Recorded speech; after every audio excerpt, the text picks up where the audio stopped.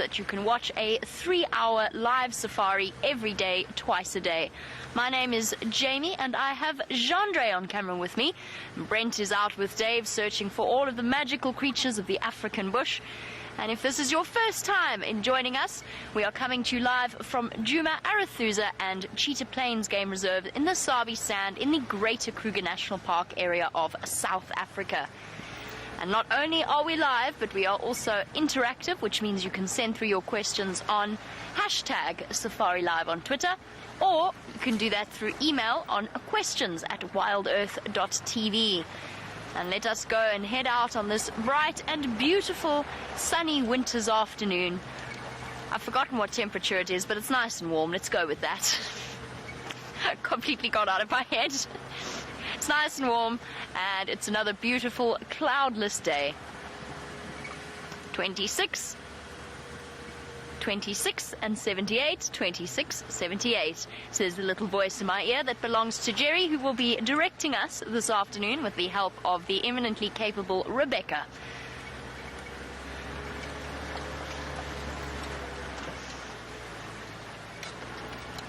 Everything is starting to... Oh, it's only fitting, you know, Jandre. It really is only fitting. You can see him there.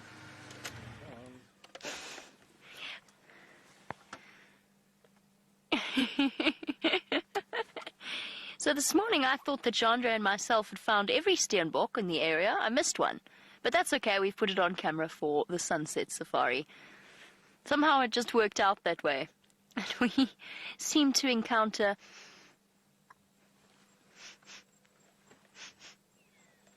Sorry, there's a funny smell coming from Wendy. It smells a bit like burning.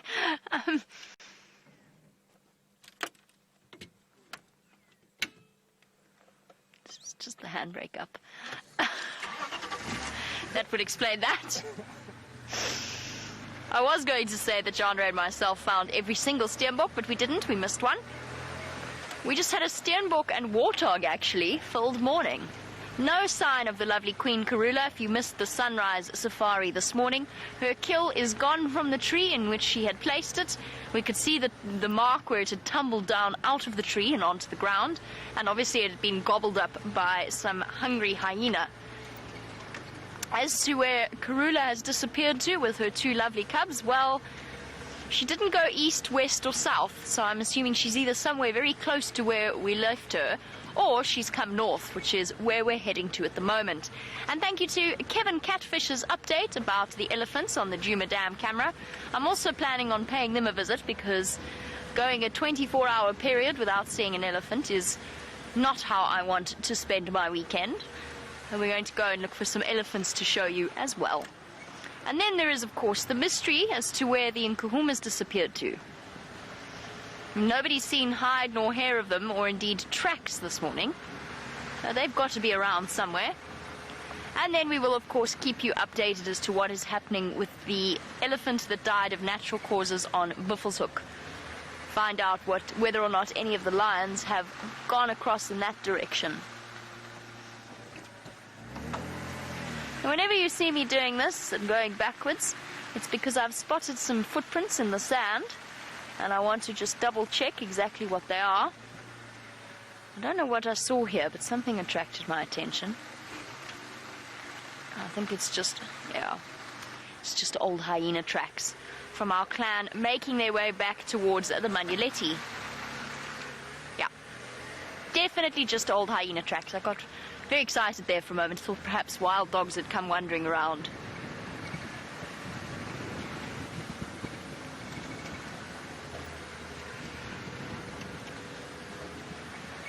And the lovely news is that Brent is finally able to go to Cheetah Plains. The whole of this week he's been sort of thinking about it, but every time he heads in that direction something distracts him. Something wonderful, of course. I think it was leopard cubs the last time. But he does seem to be struggling to get there, so now he has disappeared off Djuma as quickly as possible in order to make sure that he isn't distracted by something on the way, and he's heading off to Cheetah Plains. It certainly feels like a while since we've been across in that direction. So Cheetah Plains, for those of you who are joining us for the first time or are unfamiliar with our geography of the area, Cheetah Plains is a reserve that is part of our Traverse area, but we have to travel quite a distance to get to. Now, depending on who is driving, it usually takes between 10 to 15 minutes. With Brent, it'll probably be about 10, and we'll see when he gets there what's happening on that side of the world, right next to the Kruger boundary, with some amazing views to look at.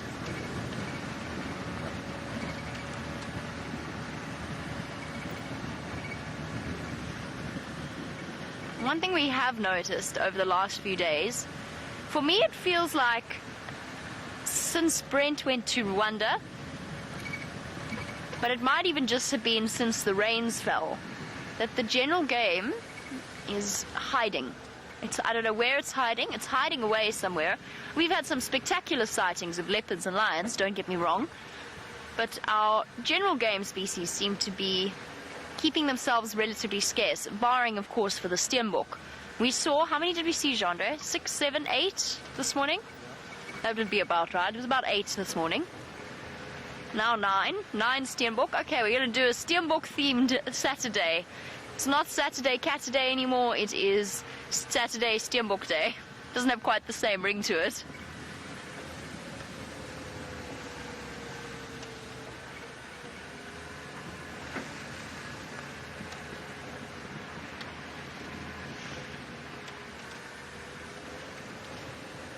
For the initial stages of our sunset safari, we have to avoid the front of the lodges because we go out a little bit earlier than they do, which means we don't really want to disturb the guests while they're having their afternoon tea just before they go out on game drive. I'm relatively certain this is a log, but I would never forgive myself if I drove past a lion. Now I have to try and describe to Jean-Andre where it is. Do you see that dead tree? Not the one closest to us, but the one behind it. Yeah.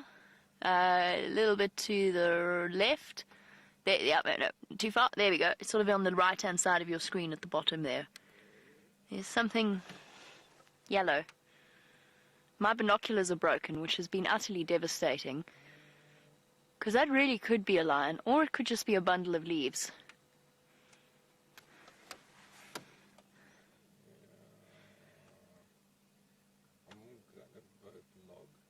Okay, Jean-Andre's vote is on log. Final control has said it doesn't look like a lion, but they'll wait to see if it moves. I confess, looking at it on the tiny monitor, it doesn't look anything like a lion, but it's the right sort of color. Good spot. Thank you, thank you. Yes, I am very good at spotting lion logs and other such things. Termite mound leopards. I'm going to go with no. No, hold on. I swear that just moved. Just for the record, why we are not going to identify a little bit closer is because I can't. This is at Tambuti Dam, which is outside of our Traverse area. It might have just been the wind. Okay, well, it was a nice try, I guess. I suppose everybody is looking at what I'm looking at, which is where the dead tree behind the dead tree pens to the right, behind that. Okay. All right. I'm going to go backwards a little bit and try and get another view. I am very good at spotting lion logs, and I did preempt this by saying I think it is a lion log. I think it might be... Oh! Do you see what I mean? Is it just a pile of coloured leaves? Perhaps scarce rock. Okay. Jean-Andre thinks rock. This is a dam, by the way. This is... No, I think, you know, when you go at this angle, it doesn't look like a lion at all. I can't even get out to go and walk there to double check. Wait, where's it gone? Oh, there. Okay, I give up.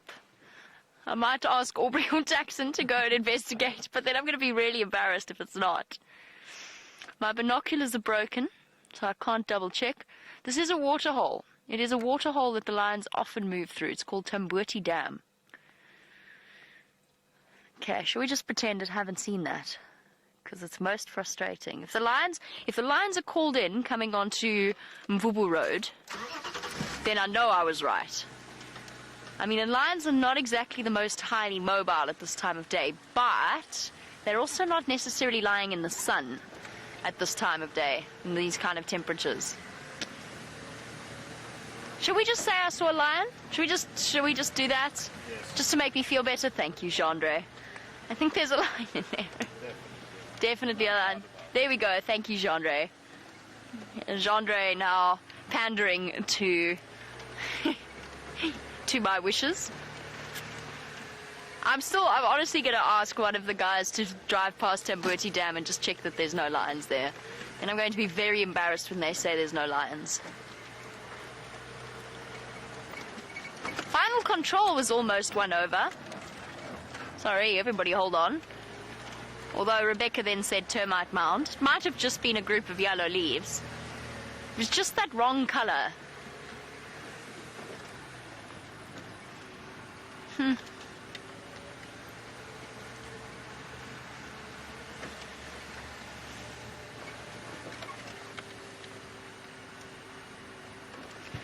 And welcome back, Dispatch. Again, it is lovely to have you on board. Dispatch, I think, is amongst some of our newest addicts to Safari Live. And Dispatch says that they send their apologies. And Dispatch, I'm sorry, I don't know whether you're a boy or a girl, so I'm kind of just using an indefinite pronoun here. But Dispatch has said that they are sorry that I saw another lion log. That's the word another that's worrying me so slightly. I'm going to go find you some real lions now. But Dispatch, you want to have some, or you have some burning questions. So you wanted to know what final control is, and you wanted to know what traverse area is. To start with final control is manned by several very, very capable ladies who, they watch the screens that the show is on. So obviously Brent has something on his vehicle, I have something on my vehicle. They choose when to switch and why, and what you might be looking at during the duration of the show. They are also responsible for feeding through your questions, so if something comes through wrong, it might not be my fault. Might be my fault. Might have misheard them, but it also might be their fault. They don't usually get it wrong though. They are expert in what they do. So D1 talks to us, chooses what you look at, and gets the show sort of rolling underway, every now and again cracking the whip. And D2 sifts through the questions and does several things like bookmarking sessions for us to review at a later stage to improve our safari experience, as well as creating highlight reels and so on. And we also get reporting done on us, on the way that we have conducted the safari, and feedback from them every single day. So that is the very incredibly valuable final control, without whom you would not have a live safari experience. Oh, and by the way, on the subject of final control, for those of you familiar with our team, Kirsty's arriving back today along with VM. So, Kirsty the director and VM the wildebeest, a fantastic cameraman and a hilarious entertainer, will be thrilled to have him back in camp with his epic one-liners. And then Traverse area, essentially, Cherry just said lovely in my ear.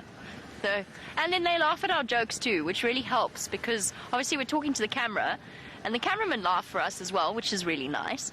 But occasionally you don't quite know what's happening on the other side of things, so it's nice to have them as well. And then, Traverse area, each and every lodge out here will drive their own property, as well as the property of other landowners, because the Sabi Sands is a conservancy made up of different landowners. Because they don't want to overutilize certain areas, there is a limit to which land you can traverse. There's all kinds of discussions and negotiations behind it. Usually this lodge will be able to traverse my land if my vehicles can traverse that land, and so on. So traverse area is essentially a where you can drive. That's all it is, where you can drive. But we can drive certain areas, Djuma, Arathusa and Cheetah Plains. We cannot drive Buffelshoek, which is where the lion was. It's not a lion log, it is a lion, I've decided. So where the lion is Buffelshoek, so we can't drive there. Nor can we walk there or go there unless we are invited at any point, or Torchwood, or Nkoro, or Hoffman's, or Elephant Plains, or... I sound like I'm listing lots more than we can traverse. It's not that way at all. There's just... everybody has their places they can and can't go. Let me go over these bumps. And speaking of traverse areas, I believe that Brent has made the trip to the Far East and is now on Cheetah Plains. So let's head to him and find out where he plans on starting his exploration.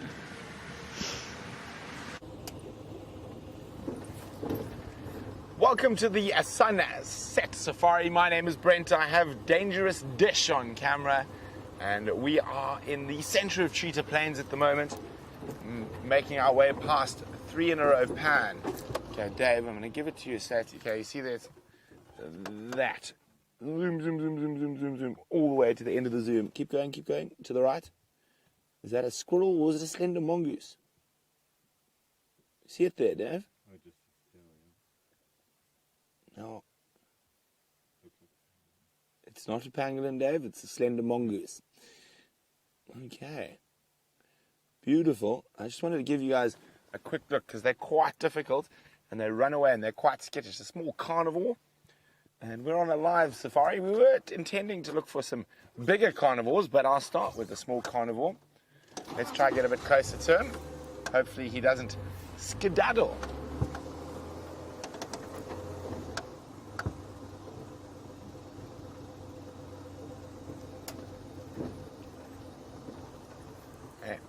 Incredibly effective little carnivores. There he is out in the open. You got him there, Dave, on the road to the right of where he was. There. Is he stalking something? Bottom right-hand corner. Center frame. There we go. Hello, Mr. Slender Mongoose. What are you trying to catch? I was saying they're incredible little carnivores. They'll catch birds, squirrels, insects, mice.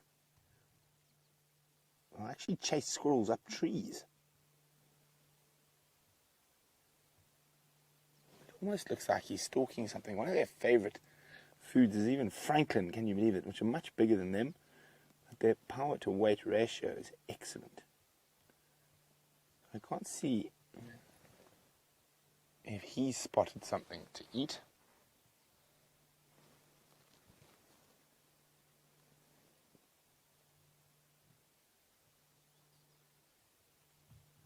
Now, of course, being a carnivore, hunting lots of different things, but being his size, he gets hunted as well by different birds.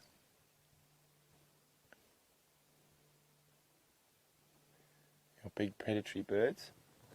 Looking back, or maybe there's something in the hole he's interested in.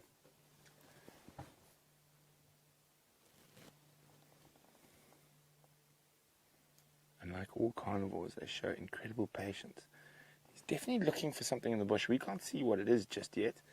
So I'm very interested to sit here and see what happens.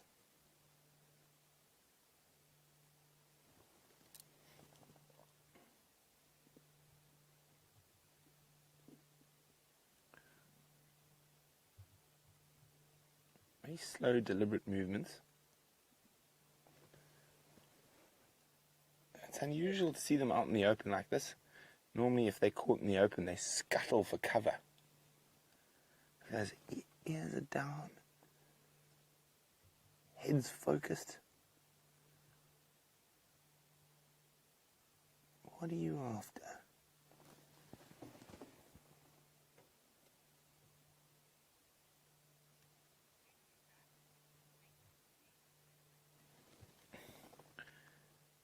Oh, well, his head's up now.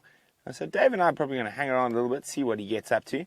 But while we do that, you might notice there's some very large leavings behind him at the top of frame. Jamie has got the creature that delivered those leavings.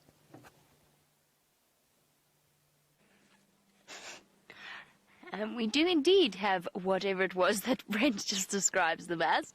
We've got some elephants, and thank you to Kevin Catfish, for whom we have to thank for this particular sighting, because he sent us off in the right direction. I have to tell you, before we get into our elephant sighting irreversibly, I have to tell you what Chandra just did to me. We saw the elephant, and then I stopped and pulled up alongside him, and then Chandra zoomed in on a log and started shouting, "It's a lion, it's a lion, look Jamie, it's a lion." I would never do that. Aha, sure. Chandra is now denying that. You can choose who you believe. Right, well, that's an elephant. That is unequivocally an elephant. I've been in the bush a long time, and I can safely tell you that that is indeed an elephant.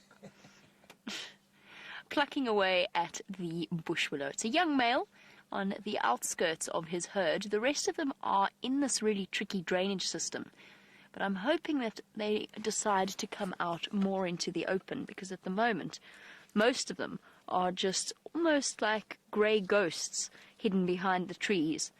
I think that's one of the things that we love so much about elephants is, despite their massive size, and I mean they really are massive, it's hard to get a sense of perspective. This is a little boy, but even he is enormous compared to us.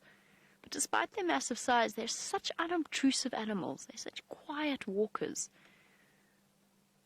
Silent and subtle, I think, is a good way of describing them. Except, of course, when they push over an enormous tree and it makes a sound like a rifle crack. Then that's less subtle. Hey, little boy. Calling him little boy, he's right at the age where it might be time for him to start leaving the herd. Then I always sort of sympathize with the young male elephants at this age, because none of the rest of the herd really want them around. They get pushed and shoved to the outskirts and serve as a frustration vent for the females at times, whenever they happen to get too close.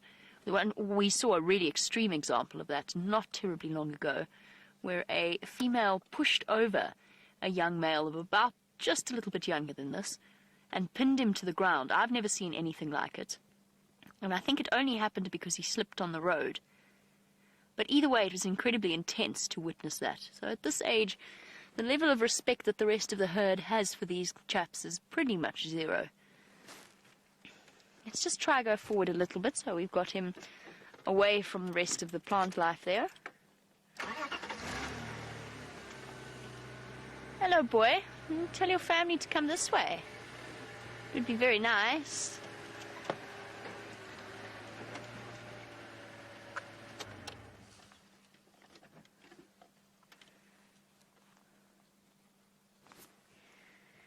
I don't think our bull is going to go off anywhere anytime soon, and I do think that these elephants are moving slowly towards the more open area of Gowrie Cut Line.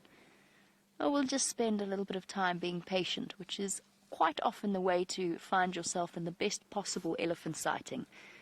Letting them choose to come to you is the ideal way of approaching it, because the choice is left up to them, and when they are left with the choice, you'll find that they will quite comfortably walk right up to the vehicle. They would never ever let you get that close if you were trying to approach them, but because they've made that choice and that decision, they are far more comfortable with it. It's one of the very first things that they teach you in guiding school, however you may do it. Always let the animal come to you, and never ever push into their personal space beyond what they are comfortable with. Those are the first signs that you start to look for. So for a young boy, his tusks are starting to thicken out nicely. You can see the grooves developing on the left one. I can't see his right tusk, so I can't tell whether he's left or right tusked. I think he's left tusked. And elephants usually have a slave and a master tusk. It's the equivalent, or their equivalent, of being left and right tusked or handed. No, big girl, moving at the back. Are you coming this way? Would you like to come this way? I would like you to come this way.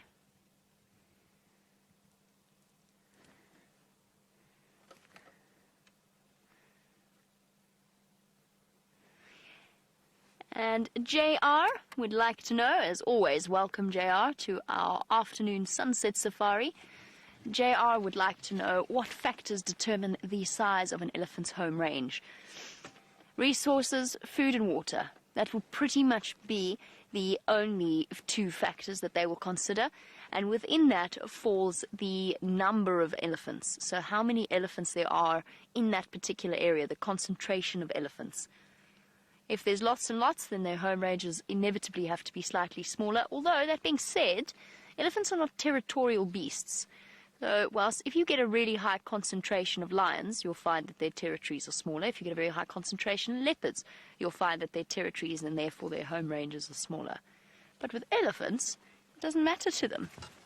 They are quite happy to move about in each other's space, in each other's areas. Maybe join up with another herd for a couple of days, spend some time with them. But the size that or the amount of ground that they cover, the distance that they cover, will quite often be determined by food and by water. So the less food there is, the more ground they have to travel each and every day. And that's one of the reasons why they get a little bit tetchy. They're okay now because it's winter, so it's not too hot. But in the summer months when it's hot and it's dry, as we've experienced with the drought, our elephants' behavior definitely took a turn for the slightly more on edge. It's nice to see them relatively back to normal. I mean, this herd is totally, totally relaxed with our presence. They haven't even glanced in our direction, except for the young male every now and again. I'm trying to think, JR, if there's anything else I've forgotten in terms of factors, but I don't think so. I think that's pretty much it.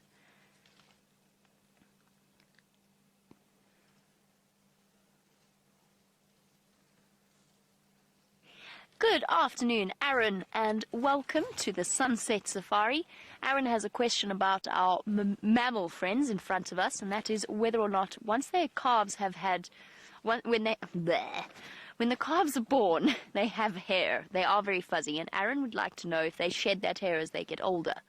And the answer is yes, a little bit. They are certainly less fuzzy when they grow up, but if you ever find yourself close up to an elephant, if you ever are lucky enough to be able to touch one of these amazing creatures, as I've been through various darting, for example, we had to move a big bull out of the reserve I used to work at because he was being he'd broken in, and he was being quite thoroughly harassed by the other males in that area.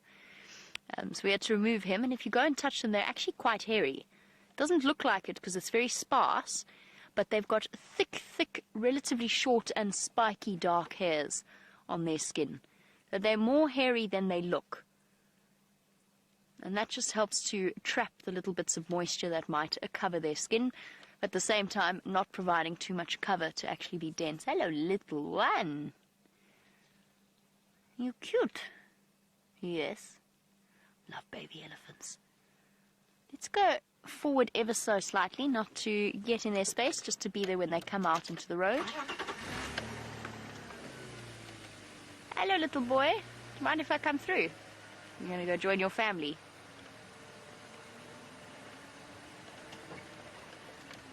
Ah, you want that tree. I see, fair enough.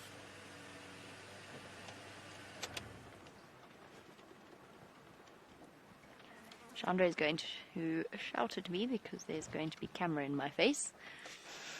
There we go. Would never shout. Never, Chandra. There we go. We've got them coming across the road. Lovely little herd. I thought initially it was our snared trunk elephant, but it's not. Just because I saw the baby and the baby looked like the right age. Oopsie!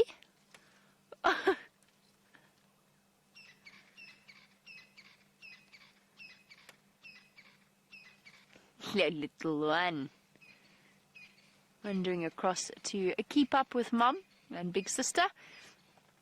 We're going to reposition and stick with these elephants for a little bit longer.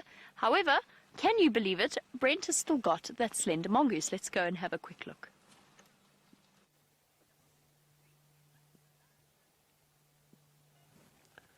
So we're still sitting with the mongoose. He went down the hole. I'm not quite sure what he's up to at the moment. We've just been sitting patiently waiting for him.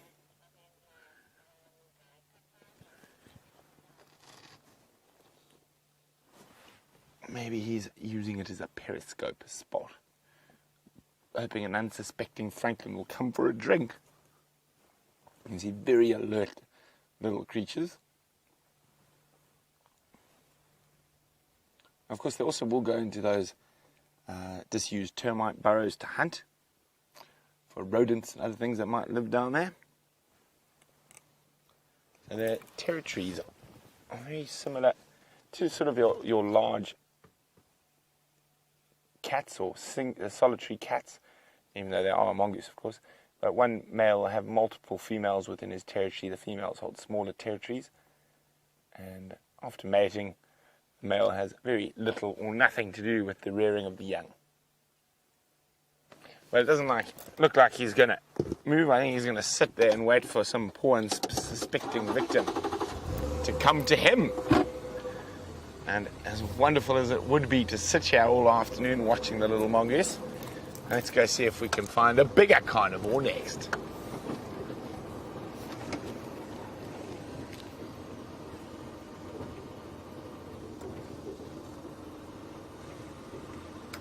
There's his little hidey hole.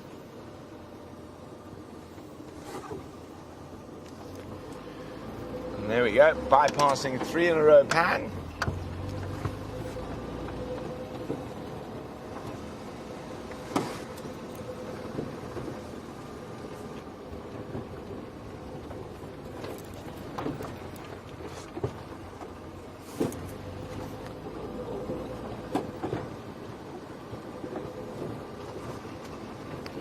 While we go in search of larger carnivores, Jamie's with the largest animal we get here out in the bush. The largest animal we get, and I know the sort of strange moments, particularly when driving with Wiem. I am exceedingly grateful that it is not the largest carnivore that we get here, but instead a gentle, plant-eating animal. Our little male has walked, I say little, when he's right up next to you, he isn't that little at all. And when he walks past the vehicle, when he walks past right up close, it was sort of eye level with his jaw. And he's not that small. It's such a special, peaceful sighting. He kind of half looked at us and then just kept walking. A really peaceful sighting. They've obviously just come and had a drink at the Djuma Dam, and are now enjoying a stroll in the afternoon light. Very iconic image, that, an elephant strolling along a road. And they do stroll. That's how I would describe their standard walk. An amble, perhaps. And, oh, what's happening, girl? She's talking now. She's talking to him. It's interesting. So what I meant by that was, and I don't know if you could hear it, John, could you hear it? Not really.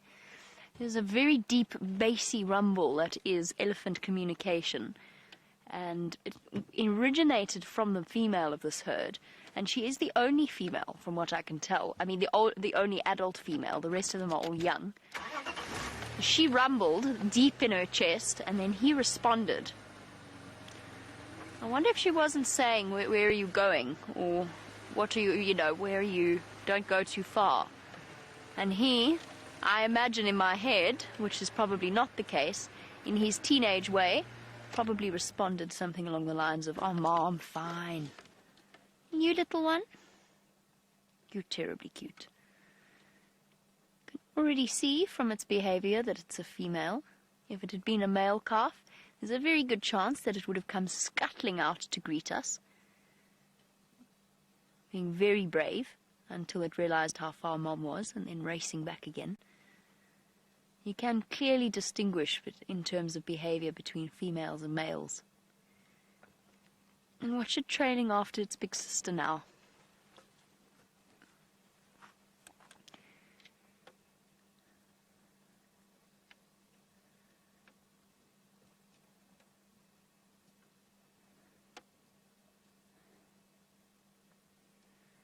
sitting in the presence of these giants, one cannot help but feel a tremendous sense of peace with the world. I just read a story recently about an elephant that fell into a rock pool in the Kruger National Park. A baby elephant. It was thirsty and it had obviously slipped and fallen in, and it couldn't touch the bottom. Elephants are very capable swimmers, even from a young age, but it couldn't touch the bottom of this pool, and therefore couldn't get the momentum it needed to clamber its way out of the rocks. It was well and truly stuck until its mom, who was sort of frantically trumpeting and panicking around the circle of it, until its mom eventually climbed into it with it, into the pool, and pushed the little baby out while the rest of the herd watched her. And she finally managed to yank herself out. And there's a video of it, apparently. I haven't watched the video. I'm not sure what one would have to Google in order to find that. Probably mommy elephant rescues baby, or whatever else, the way that YouTube search approaches go.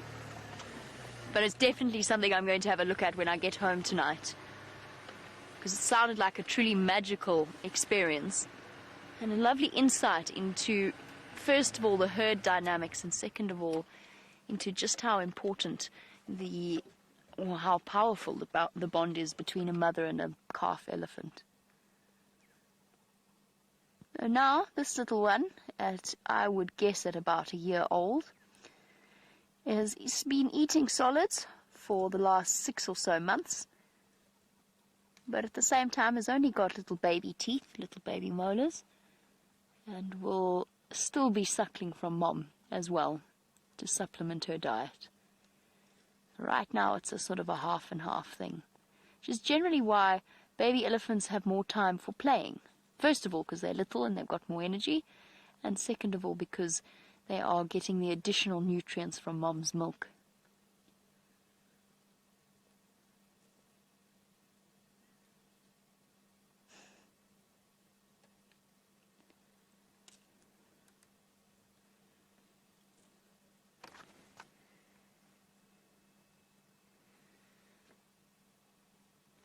And Anna in Cape Town, welcome to the Sunset Safari. Anna is wondering about the tail hair of an elephant and wants to know if that continues to grow as they get older. Do they ever shed any of it or lose any of it? And yes, absolutely they do. So it's a continuous growth process. And my mom always comments on elephant tails. She always says they look a little bit ridiculous for such an enormous animal.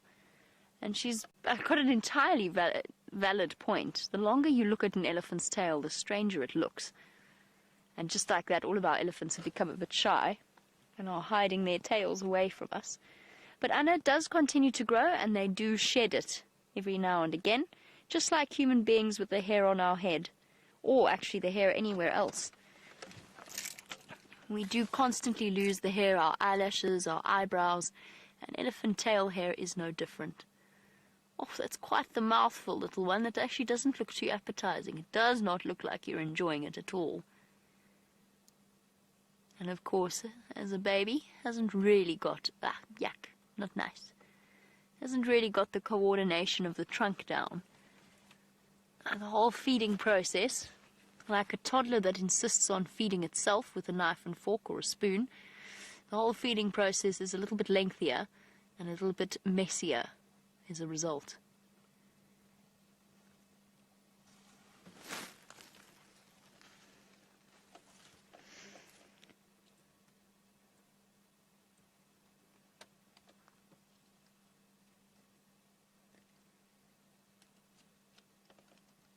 Tucking into a young greenthorn. There you go, for Anna, having a look at our tail now that Mom has moved a bit closer.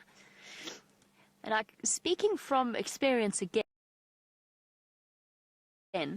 that tail hair is really, really awesome to feel. It's thick, it's almost like wire that they grow. And it's malleable and very, very stiff. Just be careful, though, next time you come to South Africa about buying things like elephant hair bracelets. Just remember that that elephant hair has got to come from somewhere. And there will always be a question as to where that was obtained and how it was obtained from the elephant. A lot of it in certain areas will come from elephants in sanctuary, just shedding the hair. Just think about the number of elephant bracelets that you see in tourist shops around South Africa, and then ask yourself the question as to just how many elephants there are in sanctuaries and if they could provide that amount of hair for those bracelets. Just a little point about the ethics of shopping, or especially curio shopping in Africa.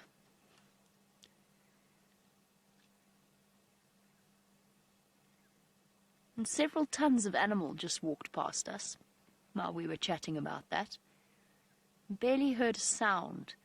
Even on the quietest of days, all you really hear is the scuffing of their feet. They don't even really seem to disturb the leaves as they walk along. The cushioning on the bottom of their feet sort of muffles the sound as they wander off.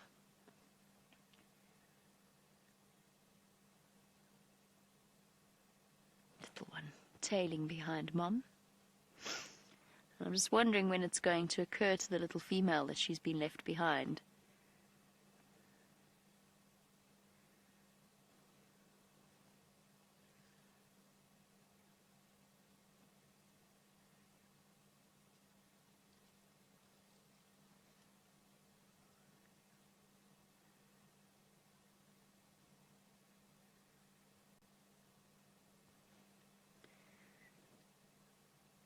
Speaking about the ethics of curios, of course, none of us would set out to buy ivory trinkets or anything of that nature.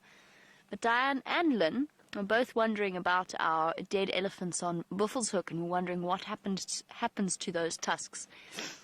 They are reported, or the death is reported immediately to the Sabi Sand. All unexplained deaths have to be, particularly in the drought. Now, it's normal. I'm going to just go forward a little bit, catch up with the elephants, but elephant deaths at this time of year is normal. The older elephants struggle in terms of meeting their nutritional needs. As you know, their teeth will get worn down, and so they don't have quite the same chewing capabilities that they might if they were younger. And if you factor in old age plus a lack of nutrients, and you get natural deaths like this occurring, regardless of whether we were in a drought or not. But what will happen is the death gets reported,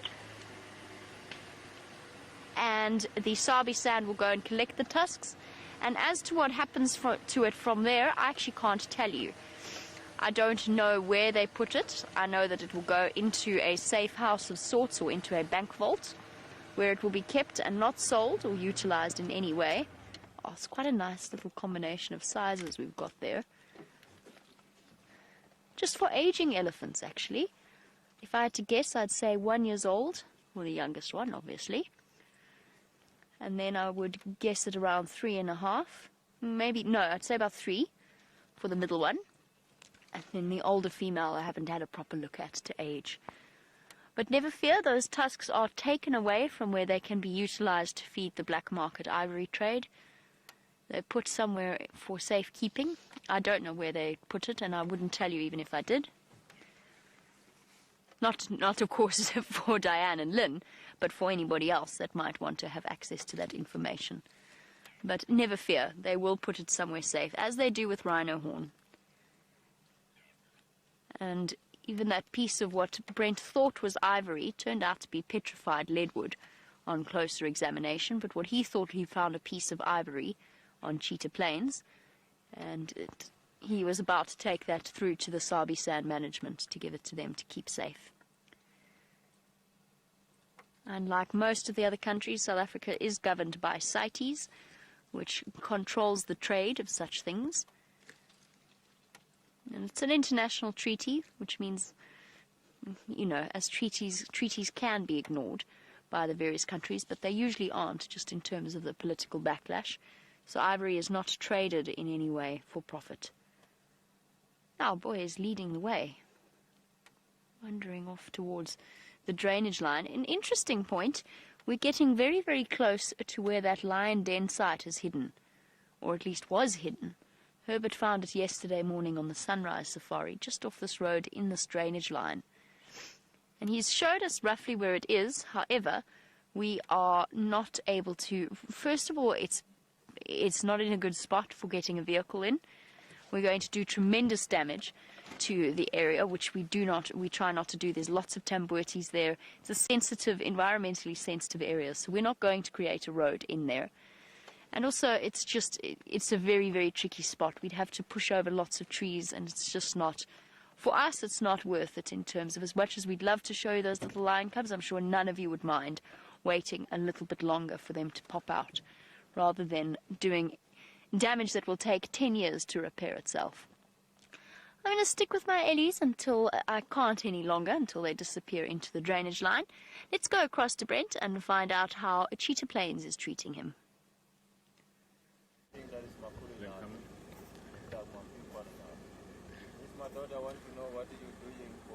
Okay, sorry guys, we'll be back with you now. So we're actually on a live game drive.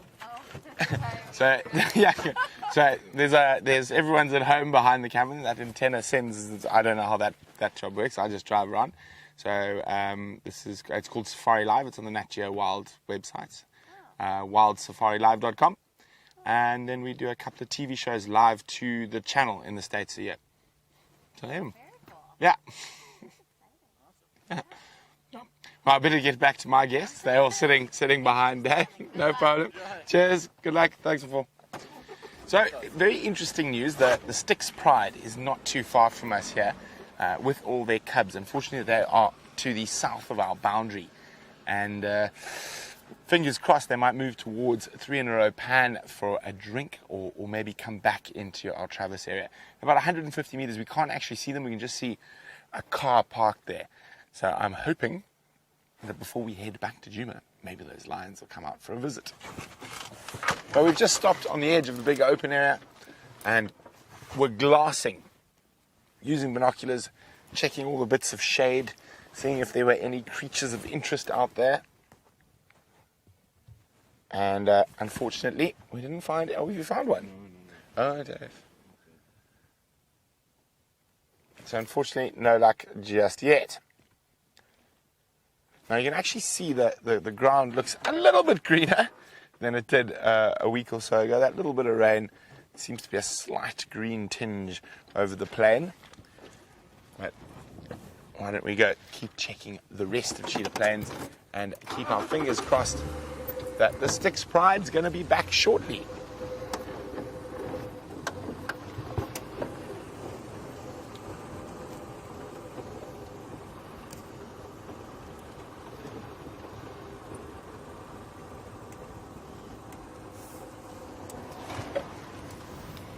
Hi, Kim. Kim is wondering, has there ever been a fire out here in the wild? Yes, regularly. And sometimes the fires are on purpose. People put them in. They're called controlled burns. This year, I don't think we're in much risk of a fire. There's nothing to burn because of the drought. So you need grass to burn. And grass is not something we have plenty of at the moment. But here you can see what I was talking about. How there is just the slightest little green flash coming up after the little bit of rain we had. You can see some fresh shoots coming through on the grass. Okay, there's our first bird of the sunset safari, the crowned lapwing. Hello, little guys.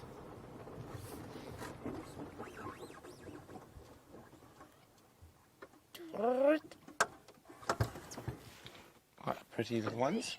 Oh, noisy.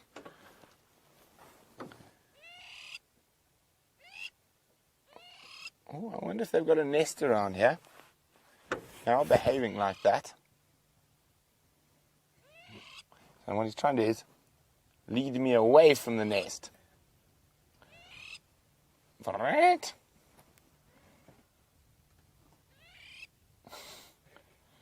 They are quite funny. This was the bird we decided James was most like. Just from the way it moves, the noise it makes. You can almost see James doing his exercise at the moment, running around quarantine. I think Dave's enjoying the joke more than anyone else. He's cackling away behind me.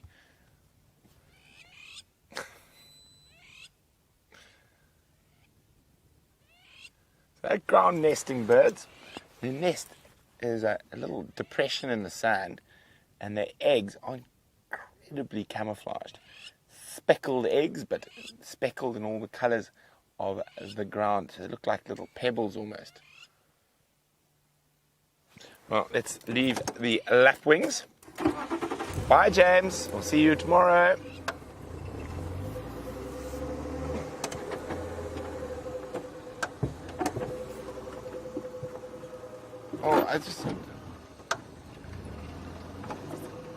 Oh, where did it go? No, that's the same bird. There was another bird I just saw as we drove off. That's the same species. Oh, it's gone. It took off. So while we take off towards Cheetah Plains Pan, let's go back to Jamie and those wonderful Ellies.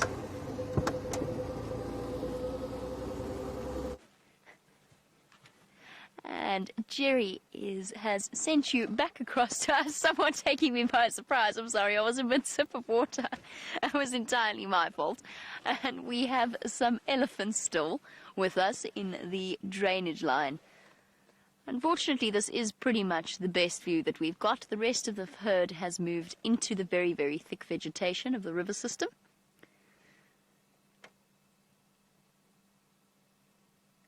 And we've just been enjoying the peace of this afternoon's sighting. Thoroughly enjoyable to just sit here in the winter sunlight and watch them go about their afternoon business. I think, however, unless they decide to pop back out onto the road once again, I think it's time for us to leave them and go off in search of different things, perhaps a separate herd of elephants wandering about Buffelshoek Dam. I'm still waiting to hear, by the way, because one of the vehicles has gone on to Buffelshoek. I'm still waiting to hear whether or not they find lions at Tambuti Dam. I'm really hoping that they do, but I've been too embarrassed to call in case it's a rock. If I'd seen them in person, it would be one thing, but to call it in on the Game Drive channel might be a bit more tricky.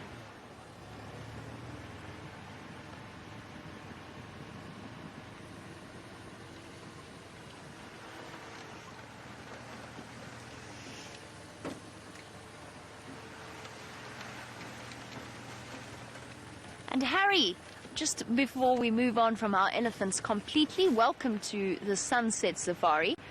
And I'm actually going to go quite slowly as we drive along here, just in case these lionesses have come back and are just resting off in the thick vegetation here. Who knows, we might spot another lion log.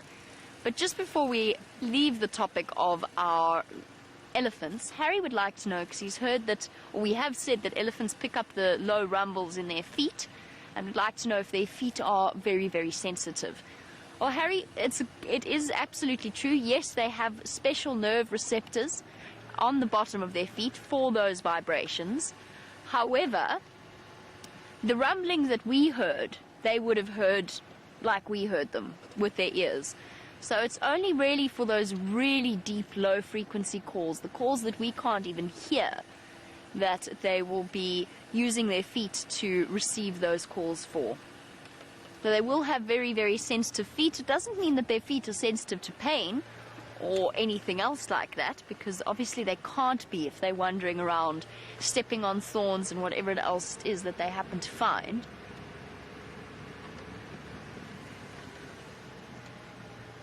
See, this is where the lion den is. The elephants have already walked through here today, just judging by the tracks coming out. Lion den is at the Leadwood, but it's in this section of drainage line, which is very, very difficult to get into. It's pure Tambuti. It's a wall of Tambuti trees, and whilst we are happy to off-road and under certain circumstances, driving over Tambuti trees and things like baby leadwoods and whatever else that happens to be in this particular patch, they're very sensitive, and they are there to help prevent erosion. If we go and squash them flat, we're going to do some serious damage to the ecosystem of this drainage line, which is already eroding in places. The soil is washing away. We don't want to add to that particular situation.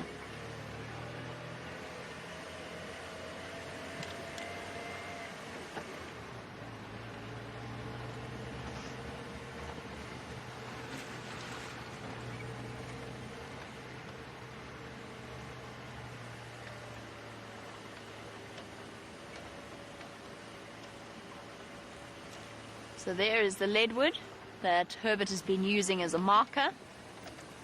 What we often do when working with a tracker, Herbert, by the way, is our tracker. What we often do, or what he will often do, is he will say to us 50 meters south of the big jackalberry on Gowrie Cutline, or in this case, just opposite the big leadwood on Gowrie Cutline. Now, instead of having signposts that say things, we have markers that are things like big trees. Big old trees that everybody knows are there. You get very familiar with an area. Ooh. It's okay, Wendy. So it's basically the equivalent of saying turn left at the petrol station, or gas station, I suppose, would be a better translation. But out here in the African bush, it's turn right at the leadwood, or go east from the leadwood, and you'll find a lion in there somewhere. And a real lion. 3 real lions. 3 tiny little lions, not lion logs.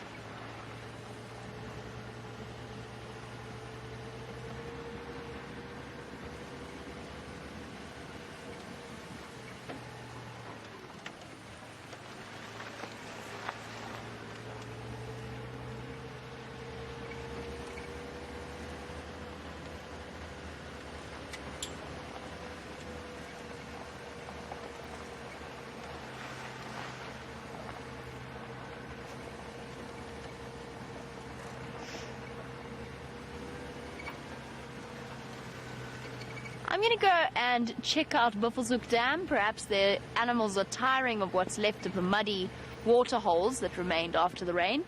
And while we go and investigate that, let us find out where Brent is on Cheetah Plains and what he's up to.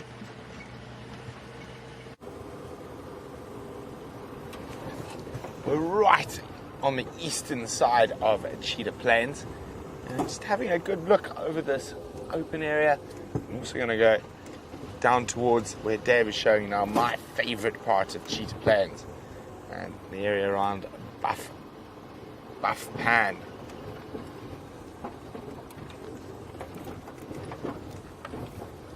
It has been very quiet. The Styx lions are just out of our reach, and who knows, maybe Nkanyeni might be within our reach.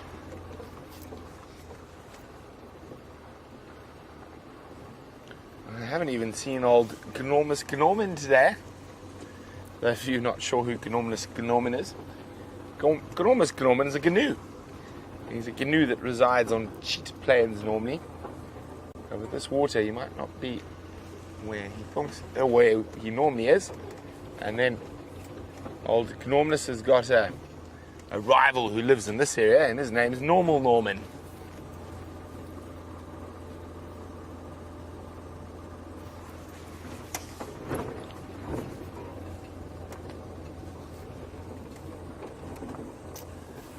Yeah, very, very quiet, not an impala in sight.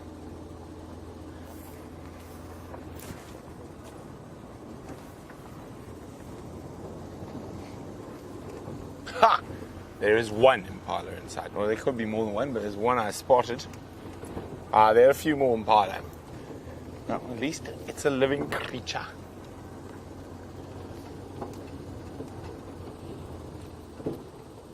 And a kudu.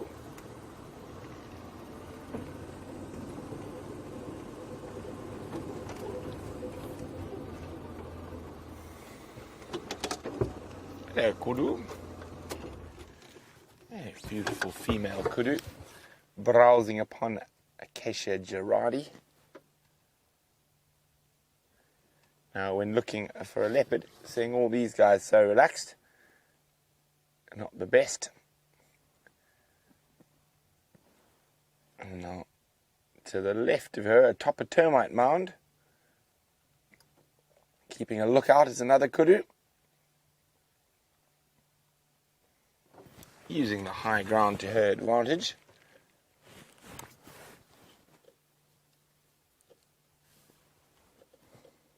And a second kudu. And those solar panels you see in the background are for the water pump.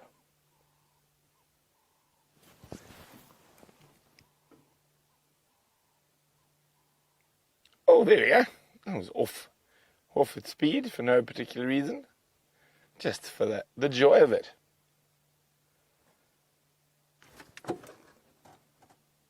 Okay, well, the kudus and impala have moved into the thickets.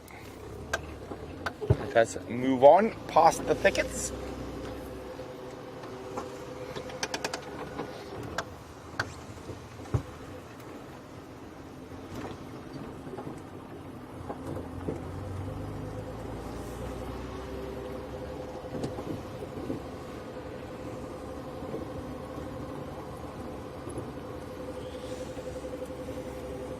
Hi, Michael. Michael would like to know, when was the last time we saw a cheetah in Cheetah Plains?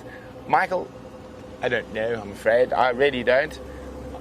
I haven't seen one in it seems to be an age. The last cheetah I actually saw was on Juma, on foot. Unfortunately, it ran away from me.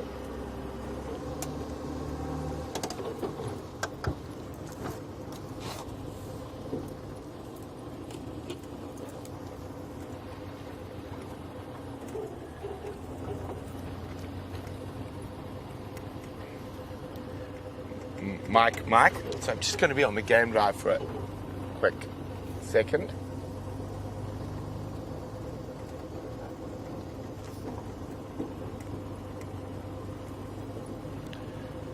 Mike, Cheetah Plains, if you copy me, go in Northern Channel, please.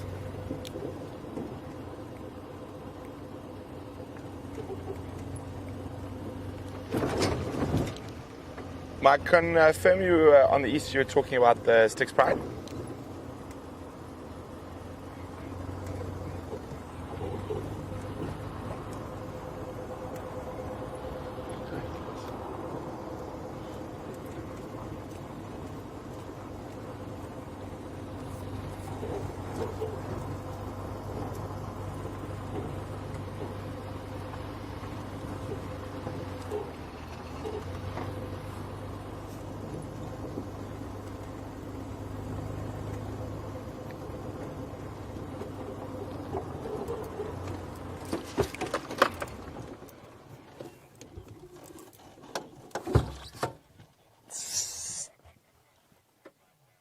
Side-striped jackal. Sorry, guys. Copy, Mike. I went past there. I could see the Mala vehicle was still inside Mala. If you're interested, there are side-striped jackal on Kalkor.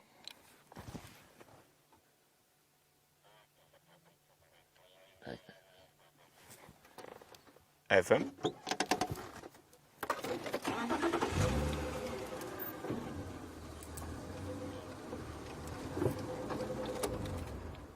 Look at that. So awesome. Copy, thanks. They are such cool little creatures. Oh, sorry guys, everyone seems to want to talk to me now. Standing by.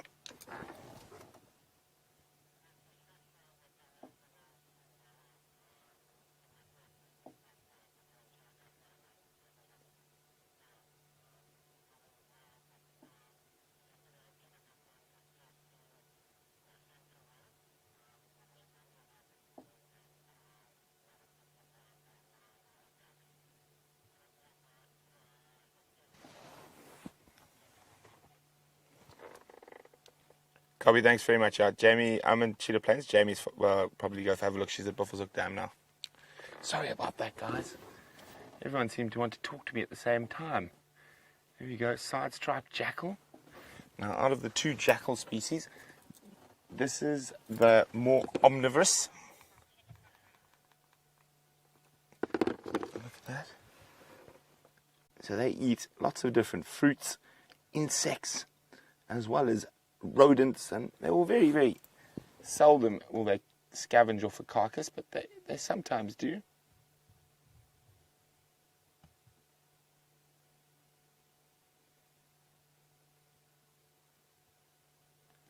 Looks like they're heading off into the bush there. Pair of side-striped jackal. Well, it seems like we can't find the big carnivores, but we found two small carnivores, so maybe we should make it a small carnivore safari. Wouldn't that be nice to see serval or caracal? Maybe. Now, unfortunately, we cannot see the jackals anymore. They have moved off into the thicket.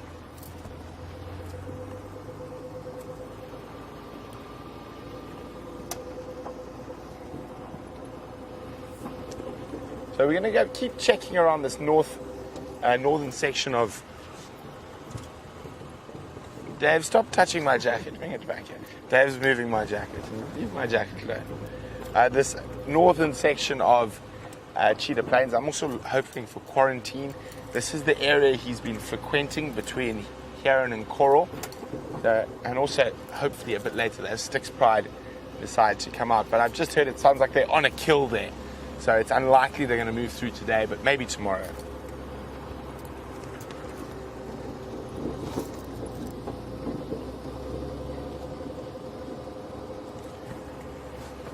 Well, we continue to check the northern edge of Cheetah Plains.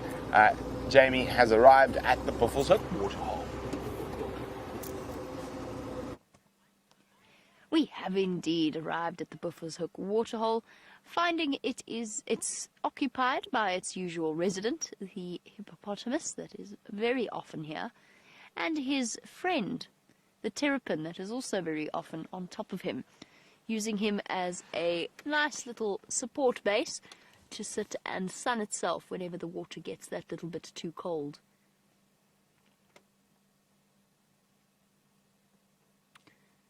Now we see this hippopotamus here pretty much every single day. I don't know if it's my imagination, but his eye on his left, well, on his right, our left, seems to be really red. Am I imagining that? I don't think so. Perhaps it's just the way that he's blinking and closing it. I wonder whether or not he hasn't been slightly injured in some kind of fight with another hippopotamus. Now, he's here pretty much every single day, using Buffalo's Hook as the only place, is the only place that he can come and seek shelter from the hot afternoon sun. And every now and again he'll give a barrel roll, and the white splodges around his shoulder suggest that it's not just his terrapin friend that has been utilizing him as a resting point, but also perhaps a bird as well that has decided to leave him a token of their gratitude in allowing them to sit on his back. There seemed to be something really strange about his eye. Maybe it's just the angle and the way that the sun is hitting it. Buffalo's Hook Dam, I wouldn't call it much enhanced by the rain that we had the other day. A couple of nights ago, for our newer viewers, we had about 15 or so mils of rain, which was very much welcomed by all of the animals and the human beings out here, since we have, I think the last time we saw rain of that to that extent was around March sometime, which is relatively normal for our dry season, but factored on top of a very dry, wet season as well, and it was a pleasure to have a little bit of moisture. That being said, Buffalo's Hook Dam isn't really looking all that full. It's starting to turn muddy once again, and I wonder whether we'll see any remaining fishes that might have survived the last time that this dam dried out. Perhaps some of the catfish under the mud, perhaps we'll see them once again as this dam starts to dry out. I've just been checking really carefully in the shade. I've just had a report come through from one of the landowners that they found a kill after the sunrise safari that was finished just off a central road along with some lion tracks, which is very, very exciting, and I was hoping perhaps the lions might decide to come and pay a visit to Buffalo's Hook Dam to have a quick drink. But if not, we're going to go and investigate wherever that kill site was and see if we can't work out where the lions have gone from there. That would definitely explain where the lions have been, if they've been hiding on a kill on the eastern boundary of Djuma. I think that might be something nice for us to go and investigate. So we shall.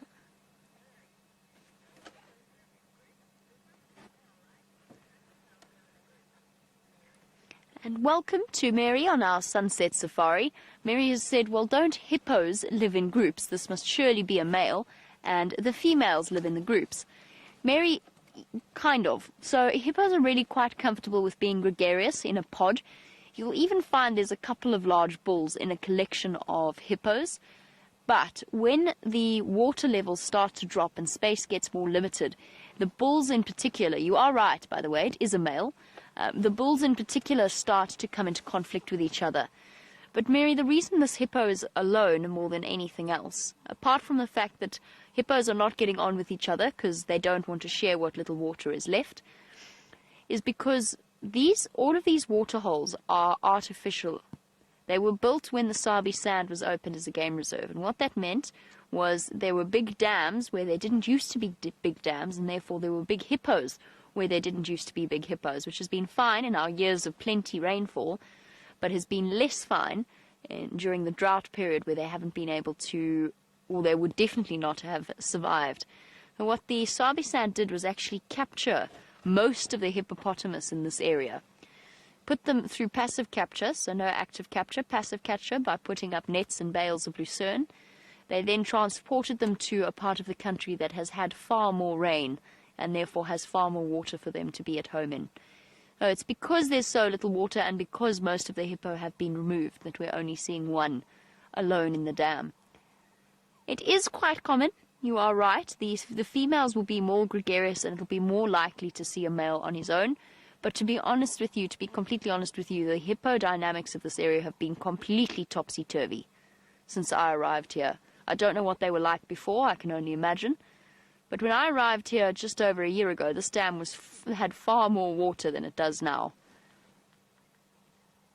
It's slow, or the slow impact of this drought has been relatively terrifying to see, especially on the animals like this hippo.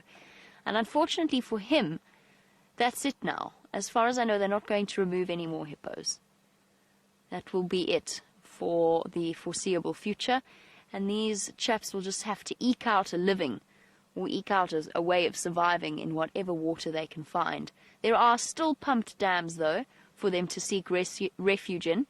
For example, Red Dam is on Arathusa, is looking amazing. It's got lots and lots of water, the perfect hiding hole for a hippopotamus to sleep in and to shelter himself from the sun.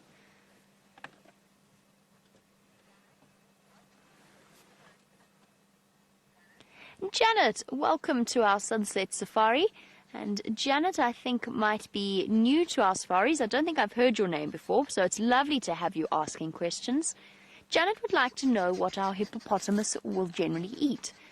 He is going to sleep his way away throughout the heat of the afternoon. Then as it starts to get dark, he's going to head out and he's going to go and eat whatever grass he can find.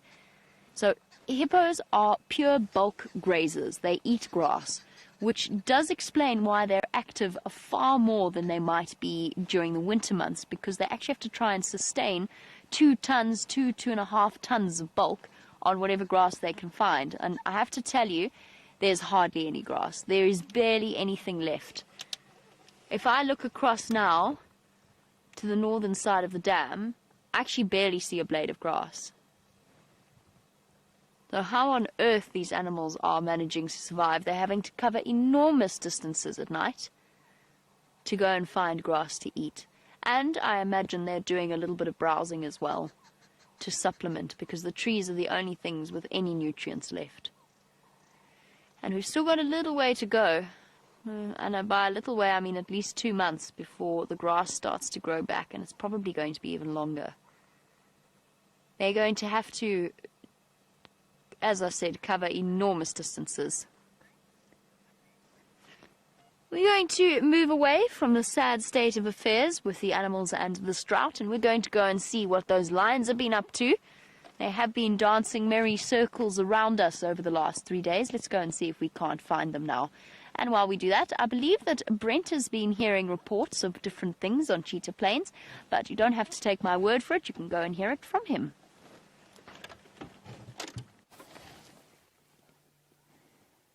So the report from Cheetah Plains is that there's a starling feeding or hunting in the leaf litter. It's a Cape glossy starling, very beautiful bird.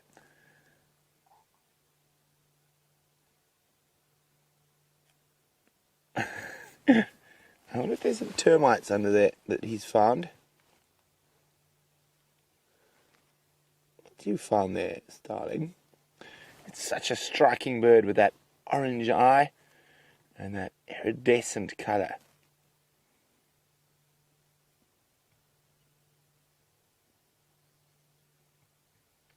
Be quite aggressive towards other birds, Starling. I think be quite almost a bird bully. We saw one of those yesterday as well. Looks like that little patch of leaves is not too interesting to the starling anymore. So let's carry on. So I've just got another report about those Styx lions in Mala Mala. So unfortunately I'm about 90%, 95% certain that they're not going to come back across. So we're going to go now down into the western corner of Cheetah Plains, not an area we drive too often, and to see if we have any luck there. If no luck, I think we'll go try help Jamie find those dancing merry lions of Juma.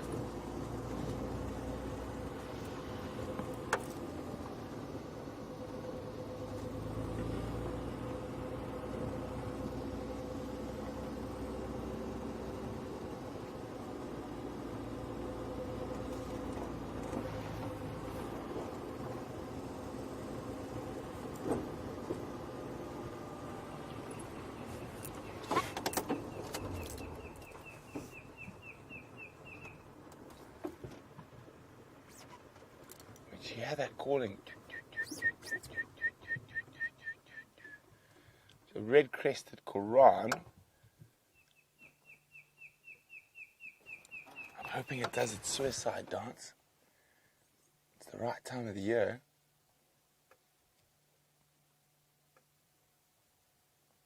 Okay, sometimes when you start up it sets them off.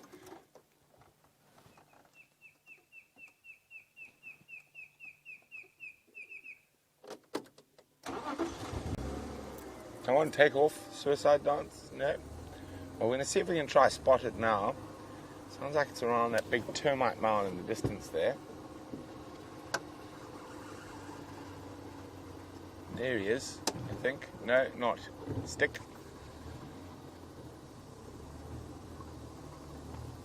They can be quite tricky to spot.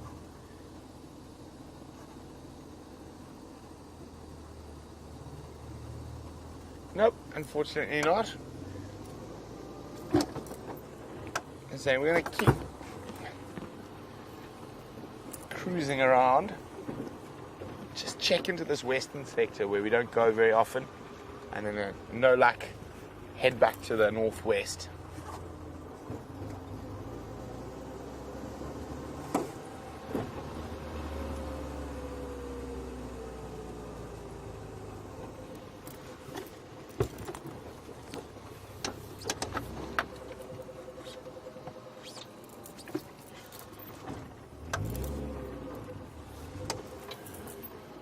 We can find that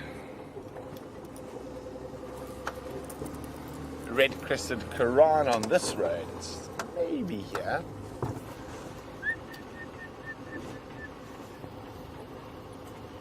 It's calling somewhere in this vicinity.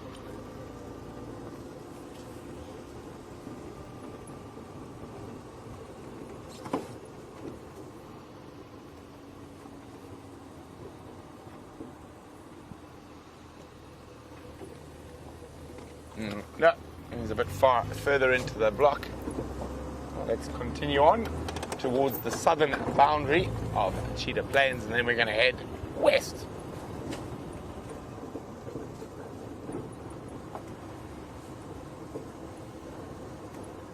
Now, let's think. I think if we think like an animal, maybe one will pop out. While Dave and I try think like a leopard, let's keep you guys busy with a little quiz. What should we quiz today?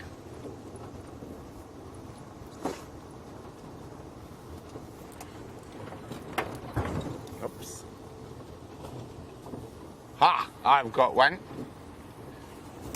What is, it's a multi-point question. In what country is the highest recorded leopard, and where exactly was that leopard recorded?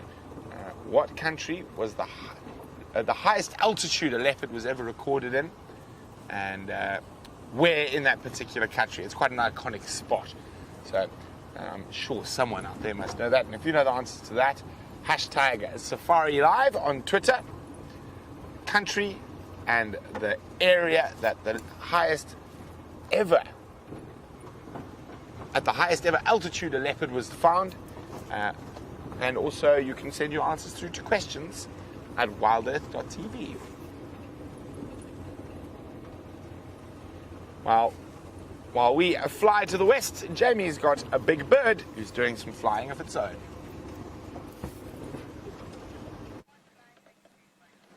I do have something enormous flying in the air, and Jandre is doing an incredible job of managing to keep it on your screens. I have to tell you, I don't know what it is. It is totally pale underneath. Initially I thought martial eagle, but martial eagles have brown wings underneath them when they fly over. Oh, there's two. I mean, it's definitely not a vulture species. It's very white. It's also, the sun is very bright where it is. But I couldn't tell you, I don't know which bird of prey this is. I need it to come and land. It's big. It's one of the bigger eagle species. It looked like maybe a juvenile marshal. I don't know if juvenile marshals have completely white under their wings. Oh, and it's gone. Well, if any of you have any suggestions, and perhaps you could see it. Apparently you can see it slightly better than I can. I think it's a juvenile martial eagle. It's big enough to be a juvenile martial eagle. It's definitely not an adult, because adults have brown underneath their wings. I'm relatively certain, just in terms of size. I'm also now blind. Not blind, but I've definitely been staring at the sun for too long. Oh.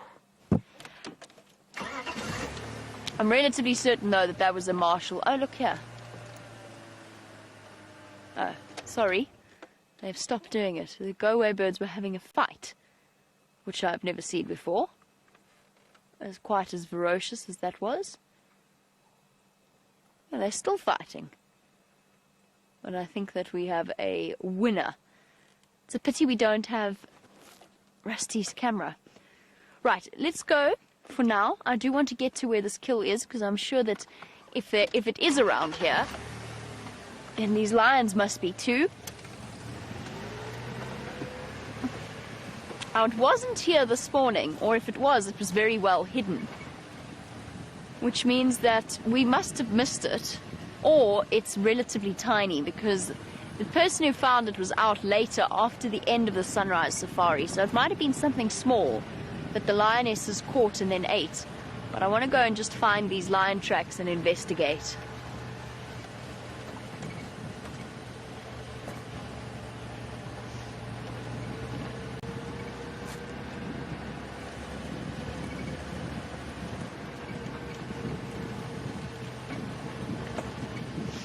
The more I think about it, the more certain I am that was a juvenile martial eagle. I'm almost positive. Which is really nice, because we haven't been seeing all that many of them. It's the largest eagle species that you could see out here. And they are really, when we say they're enormous, they are enormous. And over 6 foot wingspan, more than 6 feet. I think it's actually closer to 7 feet. And they are capable of tackling small antelope. They've been known to catch baby impala and steenbok. There was even a recorded case where one caught and broke the back of an adult impala. Couldn't carry it away and couldn't really feed on it,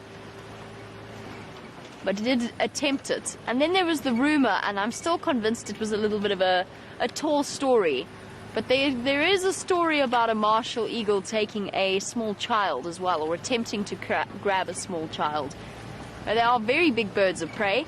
Definitely, if you're an owner of a small dog, definitely an animal to watch out for. I know I spent the first few weeks of Lexi's young life, Lexi, my Weimaraner, desperately watching her, and dashing to stand over her protectively whenever an eagle flew over.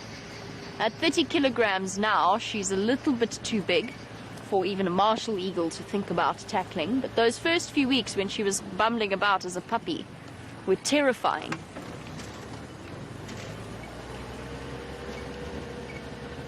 The first animal she ever saw out here was an elephant. She was 8 weeks old. And she was so young that she didn't even register this enormous thing next to the vehicle. She just wanted to go back to sleep.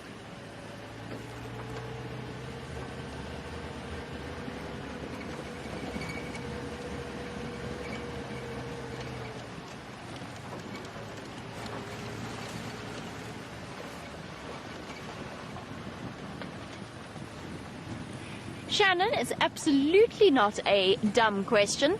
Shannon is watching in Ohio and has asked what I think is a very salient question, which is, why do most of the animals out here have brown or dark colored eyes? It's because most of the animals out here are daytime or diurnal animals that we get to see. Look at the eyes of a leopard or a lion or a hyena. They might still be brown, but they're more with a yellowish tinge. They're much lighter than the eyes of something like an elephant or a hippopotamus. Well, not a hippopotamus, that's a bad example. An elephant or a buffalo or any of the antelope species. And it's just because it reduces glare. So people with pale eyes can attest to the fact that you often have to squint into the sun on a bright day, whereas people with slightly darker eyes have an easier time of it, because dark absorbs light and white reflects it. This is one of their favorite patches.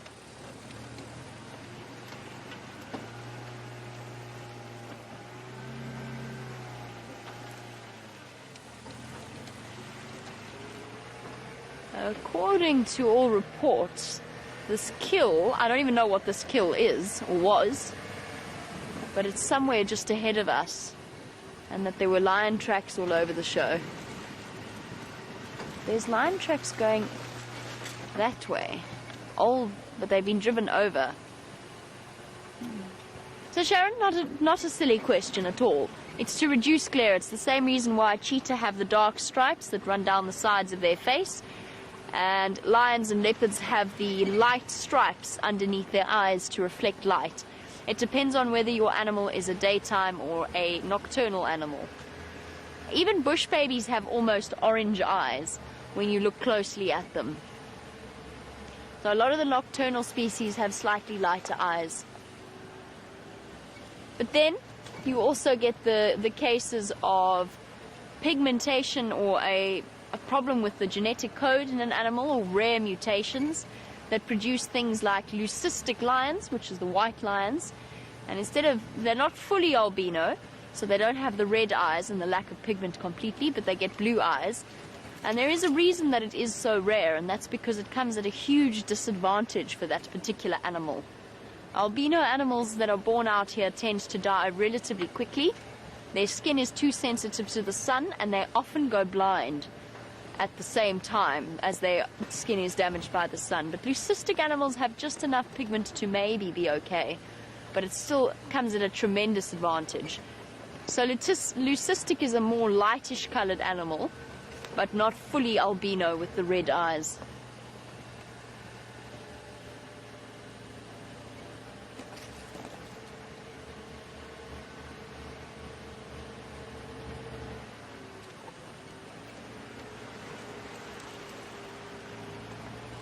Okay, right.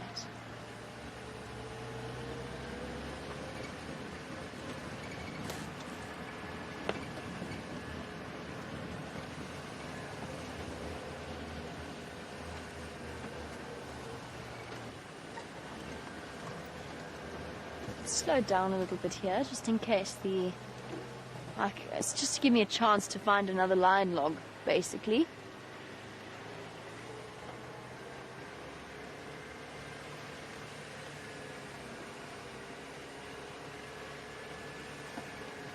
They might have moved off ever so slightly from the kill because they've got cubs with them. They don't want to keep the cubs around. I think that's one of the big reasons why the Nkumas haven't gone to those dead elephants, is because they've got cubs with them, and they don't want to drag them into a situation that is inevitably going to attract hyenas.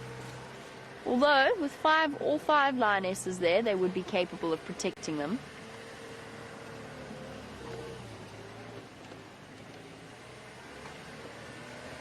Okay, so in theory,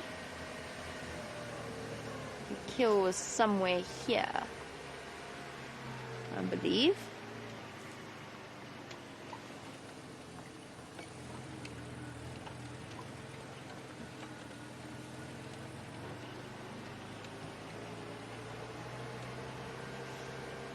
Okay, well, everybody help to keep our eyes peeled. I don't see a lion track, and I don't see any off-road tracks. Maybe the best thing to look for is some vultures in the sky. That might help us. Or vultures in trees. But if the carcass is finished, then they might have all set off again.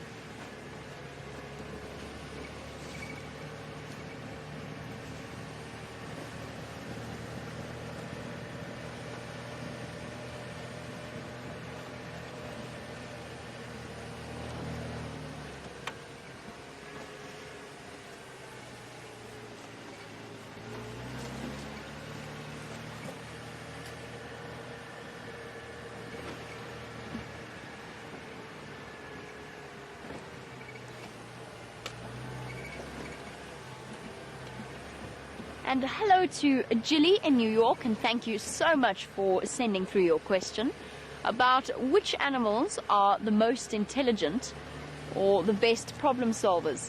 And Jilly, it's really lovely to hear from you. The answer is the elephants are probably, of all of the animals, the most intelligent out here. I don't think I'm biased when I say that, just because they're one of my favorites. I really believe as though they are exceptionally bright, and they are known to be good problem solvers. They've got a self-awareness. They recognize their reflections in mirrors, which not many animals do. A lot of animals are inclined to attack their reflection in response to seeing an animal reflected in it. Elephants don't do that, just like dolphins and the great apes don't do that. Monkeys are very, very clever, as are baboons. A spotted hyena have intelligence levels that are, in some experiments, in their problem-solving abilities and their communication abilities, close to, if not equal to, that of chimpanzees. I think this kill was on Torchwood. That makes the most sense. That's why there's off-road tracks here. Because those are definitely not ours. Off-road vehicle tracks. Okay. Perhaps that is what they were attempting to describe to me. The fact that... and there's the lion tracks coming south. Let me try and... oh, sorry, there's hyena tracks. Let me try and reposition to show you. And also it gives me a chance to search for where these lions went after this. So there's the lion track right next to, although that's the leopard track. We've got confusion. That's what we've got. Okay. There's Brent's footprint. Sort of unmistakable. Sorry, Jilly, we'll get back to your question in a moment. That is Brent's very large track. There's not that many people.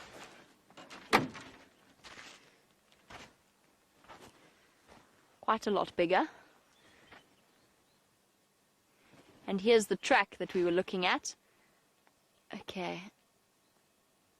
And here's the track with its toes. This is not a lion. It's a leopard. It's the male leopard that Brent was tracking this morning. Oh, perhaps I'm incorrect. Perhaps I'm making assumptions. I can see where Brent has marked the last tracks.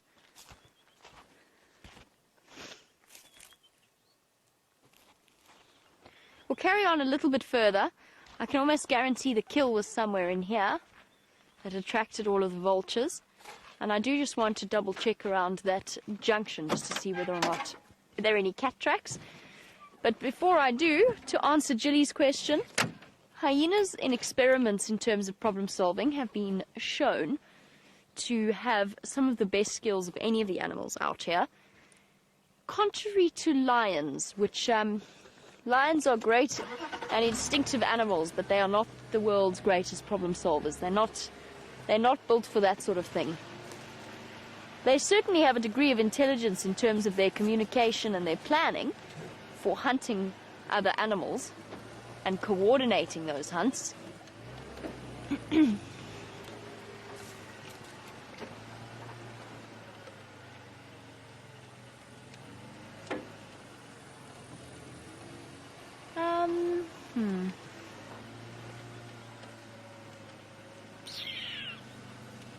I don't see. I know Brent did mention lion tracks in this area. I'm just going to keep double checking. I'm actually going to try and get hold of him. Let's see if the game drive comms will work for getting hold of him on channel 1. Brent.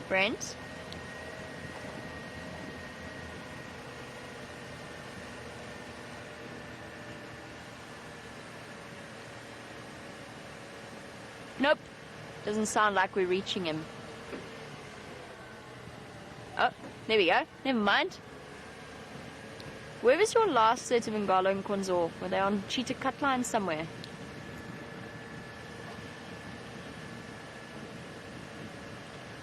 So the question I'm asking Brent is, where was the last that he had a lion track rather than a leopard track? Where was the last point that he had a lion track this morning?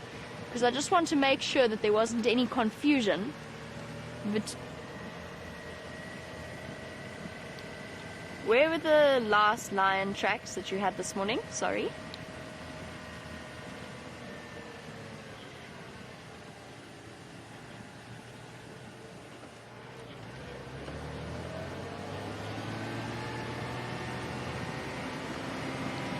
Copy that, thank you. They were further north. There was a little bit of confusion there between leopard tracks and lion tracks. No problem. And we were called into. I think that kill was the male leopards. Oh, goodness. I think that kill belonged to the male leopard, not to the lions, and that makes so much more sense in terms of that leopard coming out of that area and lions being a little bit further to the north. I don't know what it was, though, so if it was a buffalo, then that would be a different story. Third, Jilly. Intelligent problem solvers. Apparently honey badgers are very, very bright and are good at solving problems. That's just something that I've heard in terms of the different animals. And I've met a semi-tame honey badger before, and he definitely was very good. He wasn't tame, he was being rehabilitated into the wild. He was very entertaining to watch, sort of figure out problems and solve opening jars and so on. He was very good at that. And I imagine, I'm not sure about wild dogs. I'm not sure how good at problem solving they are. I think that sort of top categories would be elephant, hyena, primates, but baboons and monkeys, honey badgers. I can't think of anything or any of the other animals that have quite the same level of problem solving abilities that they do.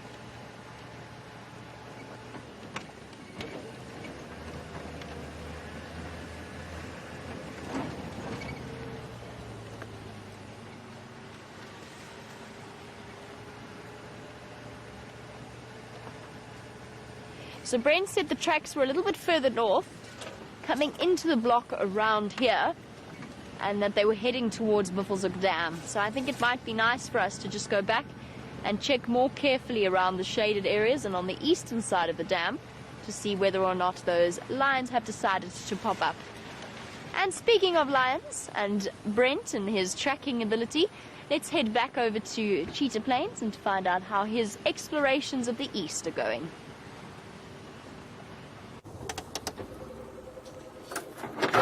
Well, I've just got an update that I'm a little bit confused on, but I'm just going to go follow up on it anyway. apparently they're tracks of a female leopard and 2 tiny cubs coming from Nkoro into Cheetah Plains around here, but I haven't seen any tracks. I've been checking very carefully, and apparently it's Tundi and her new litter. So we were on our way back towards Juma, and I got that message. So I just wanted to come have another quick look here, but I'm seeing lots of kudu around, I'm seeing impala, so I'm not actually, I'm not so sure.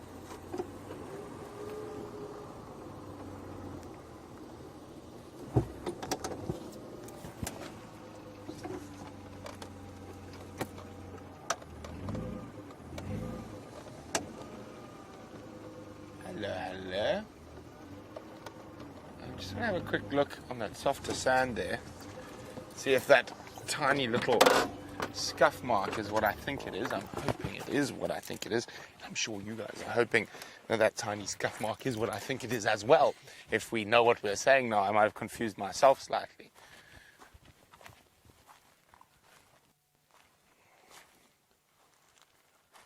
It's still quite hard after the rain.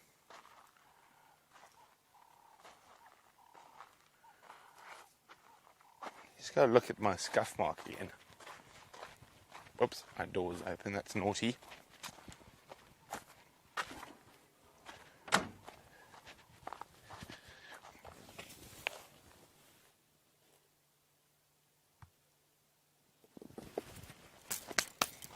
Now it is what I think it is. What do you think I think it is? Dave? Leopard track. It is a leopard track. It's a female leopard track, but it's very, very, very, very difficult to see. Let's go for one last look around 3 in a row pan. If I don't get anything there, I might just throw the luck dice and walk from 3 in a row pan directly to where the general direction is. If she's taking the cubs in here, I'm not sure how old they are, but she could be taking them to a kill, or she could be stashing them in here. So either way, yeah, I think it's worth taking a gamble. And strange enough, actually, thinking about it, Tundi is a leopard I've never found on foot.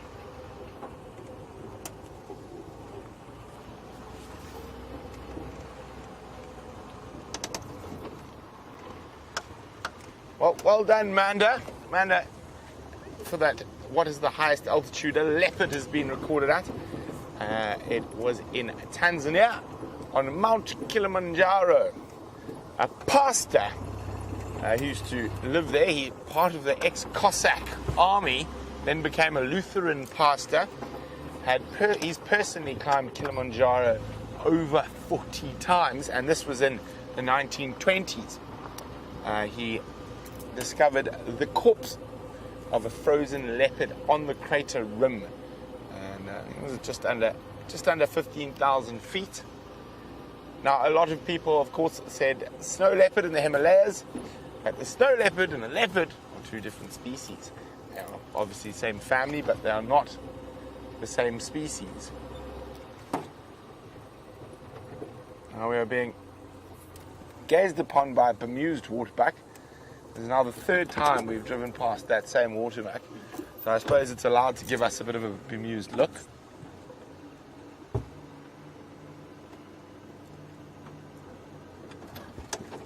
it's being bemused behind a quarry. Okay, there we go. There's the bemused waterbuck.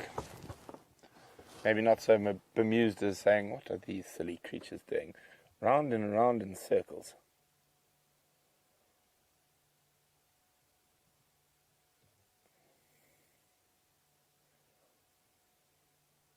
Wait a minute. Waterbuck, I'm trying to find leopard and cubs. Give a snort if you spot them, please.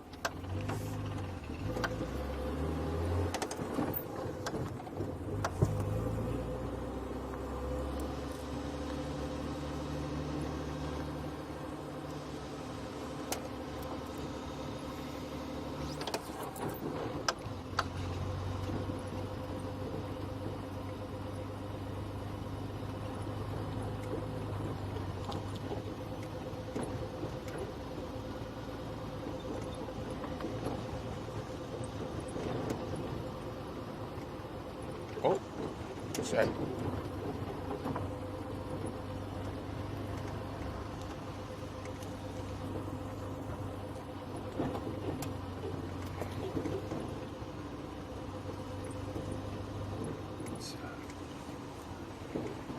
Okay.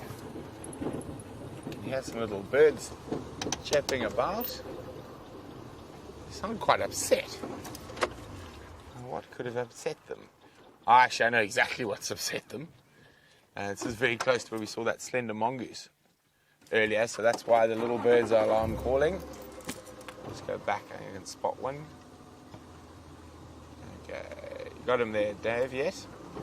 Okay. He's just popped. So zoom and go to the left-hand tree. Right, so center tree, I should have said. Okay, now left a bit, and that tree, now center, up, out and up, down a bit.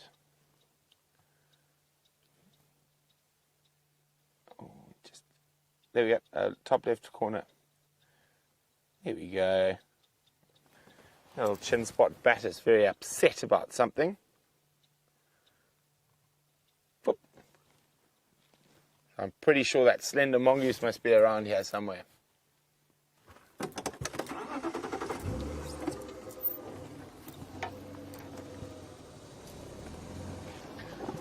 So cool, so cool. Now it's not often. No, I can't. It's so small. So cool, but so small. Okay, there we go.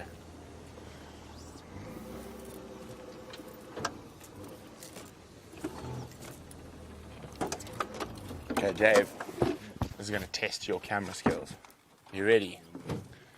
Okay. Because of the rain, sometimes animals that have very small feet leave tracks. Am I too close? Nope. Look at that. Look how cool that is. You can see the toes, the claws sticking through. Isn't that amazing? Now, the next conundrum, of course, is what is that creature? I know what that creature is. That's why I got so excited. It's not a creature you see tracks of very, very regularly.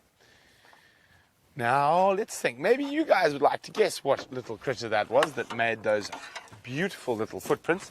If you do know, questions at wildearth.tv or hashtag Safari Live on Twitter.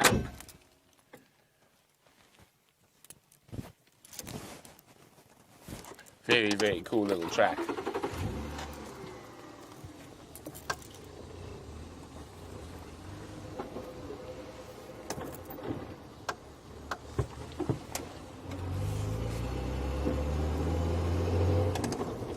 So we're going to do one last dash. It's our third dash already. Once, twice, three, fourth dash past 3 in a row pan today.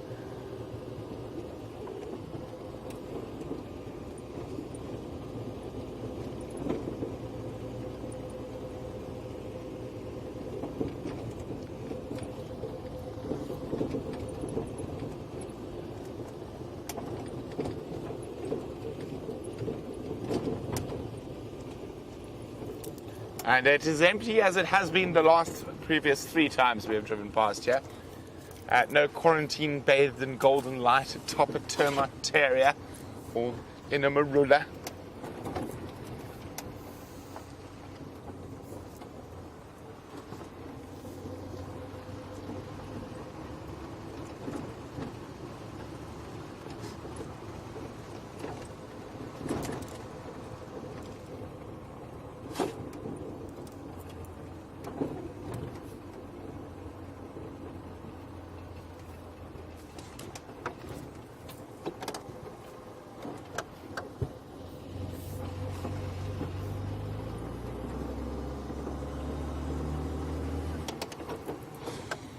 Okay, come on, Tandy. Where could she be hiding?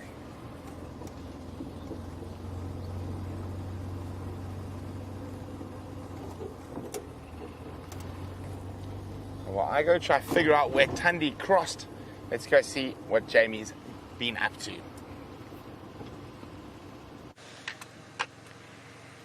Hi guys, I just wanted to show you something amazing, which is how much green grass has come through since we've had the rain. I mean, it's not bright green, but it is really green. Now, I'm sorry, I was in the middle of talking to somebody on the Game Drive channel, so just bear with me 1 second while I finish off that conversation.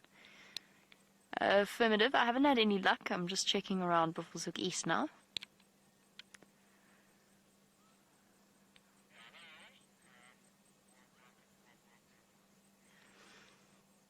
Okay, copy. Anyway, it is a really sheltered patch that this particular grass is growing in. You can see it's where water runoff comes flowing down into Buffelshoek Dam. A gully, or what we in South Africa call a donga. I don't think the word donga is translatable throughout away from South Africa.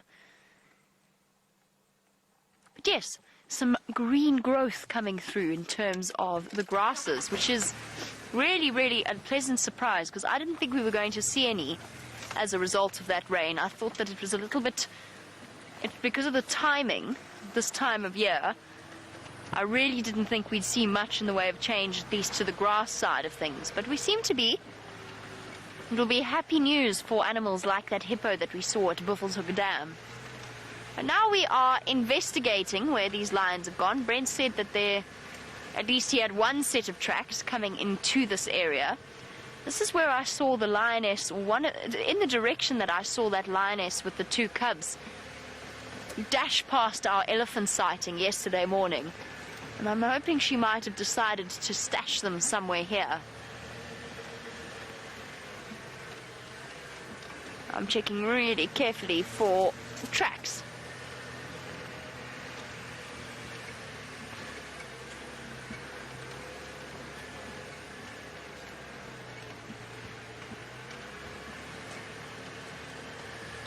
And lovely to hear from you, Nancy in Texas, on the subject of our grasses. Now, Nancy wants to know about whether or not our animals eat just the tops of the grass, or whether there are some animals that uproot them, and whether or not overgrazing is ever a problem out here. And Nancy, first of all, yes, there are animals that rip up the grass completely, roots and all, particularly at the moment. Animals like, the first thing that springs to mind is an elephant. Elephants have been, if they aren't busy feeding on the trees, then they're busy digging up the root systems of the various grass and smaller plant species in order to get the nutrition that's stored in the root systems. So they have been doing that relatively regularly. Most of our animals, though, nibble the tops of the grass, and obviously grass has evolved to be eaten.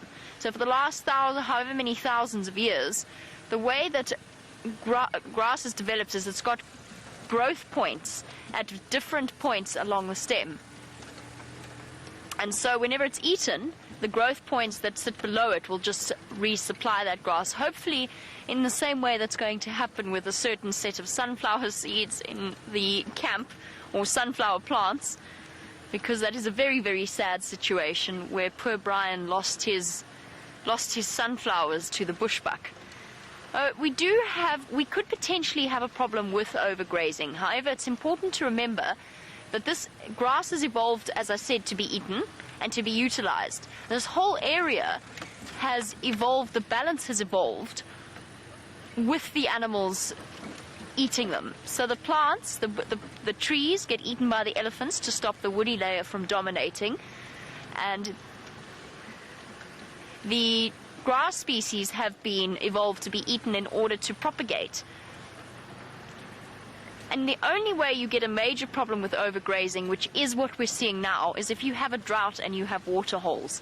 So the animal action, the hoof action, backwards and forwards to get to the water hole, combined with the overutilization of an area, can in turn overgraze and overutilize spots around water holes. And in turn, what that means is it takes that area a really long time to recover, because the grass species holds the soils in place. And as soon as you get your first big rains, and this is going to happen all around Buffelshoek Dam, As soon as you get your first big rains, if it comes down in a torrential downpour, it's going to wash away the top soil layer. And that topsoil layer has been developed over hundreds of years, slowly breaking down the rock beneath the surface of the soil and then getting the nutrients that are needed. And then the pioneer, the tough grasses start off, they secure the soil. Then you get the slightly more palatable and slightly more vulnerable grass species growing, the perennial plants, the perennial grasses, rather than annual grasses, and so on. So there is a very delicate balance. You see, it's not just there. I'm sorry, I'm very excited by this, because I'm looking now down onto the ground, and I know it's not much. I really do. But look at that. Bright emerald green grass shoots coming through. That really is wonderful to see. Just goes to show how resilient an area is.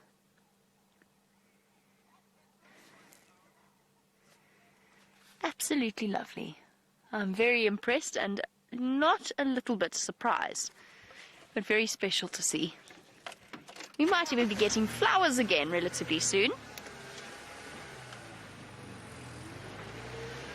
And then, Nancy, there's also different types of species utilizing the different types of plants' parts.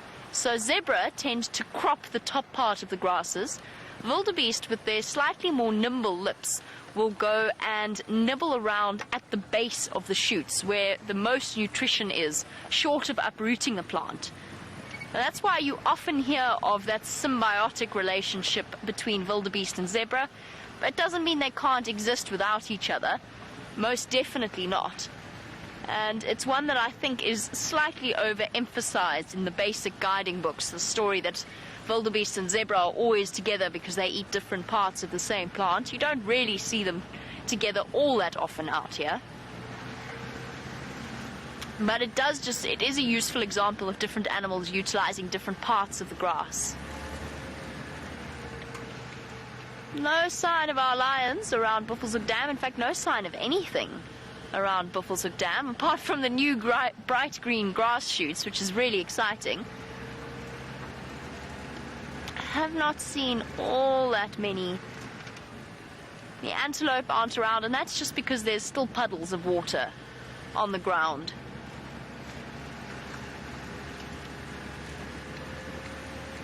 And I think we're going to start journeying a little bit further to the west.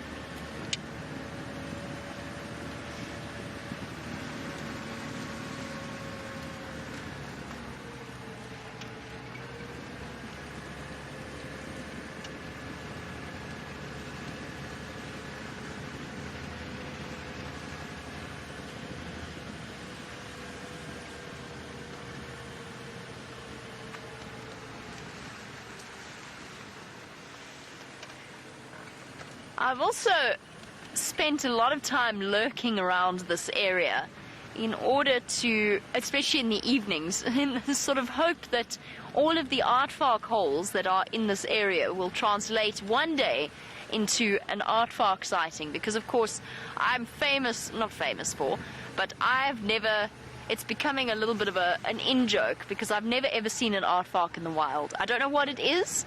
I don't know why it is. I have worked in places where I've gone on aardvark captures before, and I've just never managed to see them. I've always just missed out on seeing them.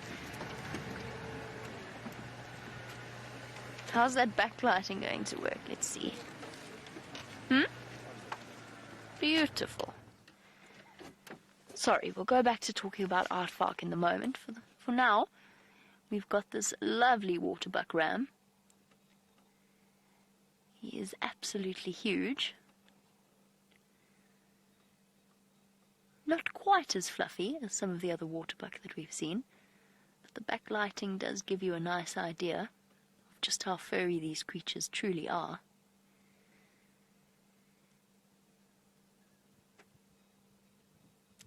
Lots and lots of waterbuck around. How many did we count this morning in that herd? It was 15. There's some big groups of waterbuck. And he must be loving the new bright green grass shoots, perhaps rejoicing in the fact that he has been one of the first antelopes to discover this.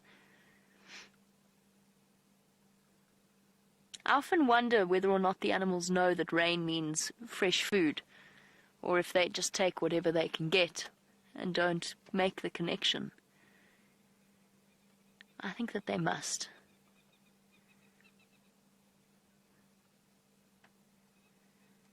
We've got some old scarring. We've got a lovely view of this waterbuck bull, but Brent's antelope are doing something highly entertaining. Look at this incredible dust and impala rams. They were all a second ago chasing one poor female, and they got a bit confused. They didn't realize mating season's over. But what they have done is create some spectacular visuals for us with the sun and the dust and the impalas. Come on, chase them again. Make some more dust, guys.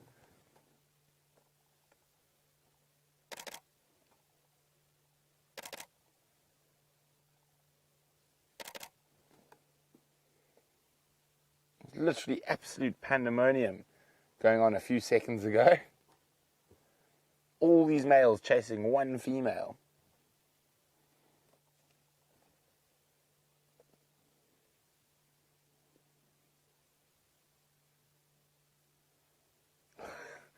All calm now.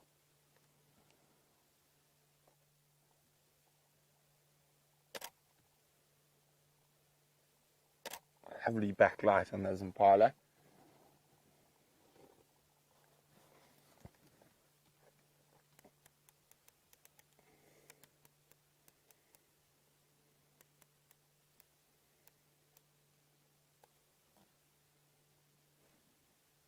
Beautiful big herd of impala. But it looks like all the pandemonium is over. And they've just gone back to feeding. There's about 40 around us at the moment. Come on, something spark you into chasing again.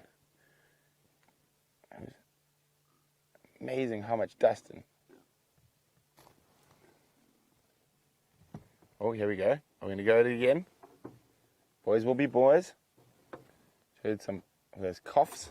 Just going to move off the road. There's a car coming. I want to cause a traffic jam. Now, what probably happened is that they picked up the wrong scent from that female and literally sent this whole group of males into an absolute tiz. I think there might be one poor female who wasn't impregnated during the rut.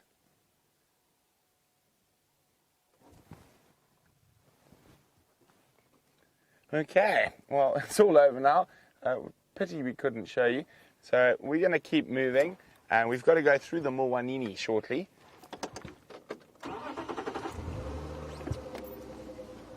So we might lose signal, but stay with us till we get a bit closer.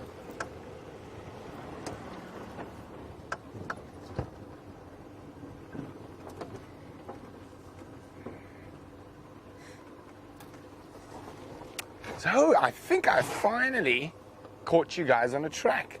We had dwarf mongoose, a porcupine and civet, and none of those were correct. Oh. So back to the drawing board. One of them is in the right area, right family, but none of those are the particular individual. So as we're about to descend into the Mulwanini river system and our signal gets a bit iffy, while you ponder what track that could possibly be, let's go back to Jamie. I wonder what track that is. I'm curious now to find out. Of course, I can't see it from driving about on the back of Wendy, but I'm very, very curious to see if I would get it. Sounds like it might be one of the tricky ones that Brent has pulled out of the hat, so to speak. I've done a full circuit of this area. I can't, there's been so much vehicle traffic, I can't find one track to guide me in the right direction. I've got Brent's instructions that they were somewhere here, going in here, but I honestly cannot find a single revealing footprint in the dust to tell me where to go double checking. I might move on for a little bit and start moving along for Central. Perhaps that male leopard that Brent had tracks of this morning might pop out somewhere there. I'm also very curious to see which particular male leopard it is. We saw Tingana 2 days ago, exactly 2 days ago, when we popped out at Red, or he popped out at Red Dam actually, to say hello to us all. It felt like it had been forever since we last saw him. And he was looking hungry. He actually, to me, Tingana looked as though he'd lost... Tingana's a dominant male leopard in this area, by the way. And to me, he looked as if he was not just hungry, he looked as if he'd lost muscle tone around his shoulders and his neck. And he did have a little bit of a limp. Apparently he's had a limp for a long time. I've definitely seen the limp a couple of times in the last few sightings that I've had of him. It's Impala. I also got quite excited. There's just something reddish and cat-sized walking across the road, but it's an Impala very far away. But yes, back to Tingana. He just seems to have been a bit down on his luck recently. But perhaps this is him now, whose tracks have come out onto Cheetah Cutline and moved back into Djuma.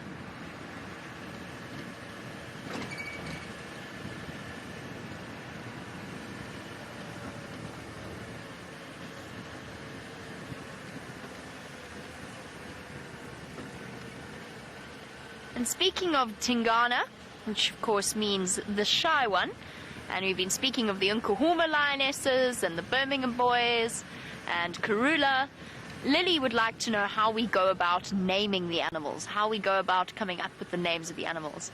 This idle is set too high on Wendy. Going to give that a little bit of a once-over later. So Lily, the answer to that particular question is it's usually a communal effort amongst the various guides. The pride names are something that have been decided quite a long time ago. The Nkuhumas, apparently the story goes, are called the Nkuhumas because they were first seen coming in from Kruger underneath an Nkuhuma or a brown ivory tree. And I think they were nicknamed that by the guides at the time. Leopard naming tends to be a bit more of a controversial issue. Not controversial, but there's different approaches to it. In some areas, the first people to find the cubs get the naming rights. In others, it is an honor given to the longest standing guide or ranger in that particular working team in that area. And then that sort of works downwards. So the highest ranking guide will get it, and then down the ranks and so on. In this particular area, the approach that we've been following since I started working here is to do it by democracy. So each of the lodges that get to see those particular leopards will put suggestions forward, and it will be voted on, and then that will either be passed or whichever name is best will be chosen. Generally, we wait until the leopards are a year old before they are named, given their official names, just because their mortality rate is so high before then. However, we have named Karula's cubs before that, since they have become such popular characters of the show, and we didn't want them to be given nicknames that then became very confusing for people watching across the world in terms of which leopards were which is sort of what happened with the young Sindile. So it is a democratic process, naming the leopards. And it's something that's done in attempts to make reference to their characters. Karula means the peaceful one, and you do have to spend a little bit of time with the individual cats to get to know their different natures. Most of the time, you don't name individual lions in a lion pride. But that's something that we've started doing, particularly with the Nkuhumas, because we've spent so much time with them.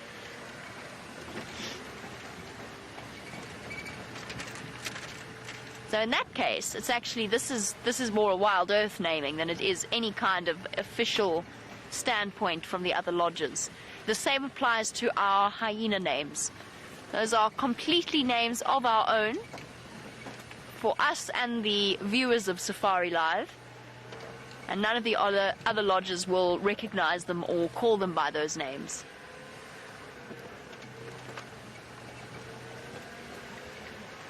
And the same applies to the elephants. We generally don't give each and every elephant a name. It would be impossible.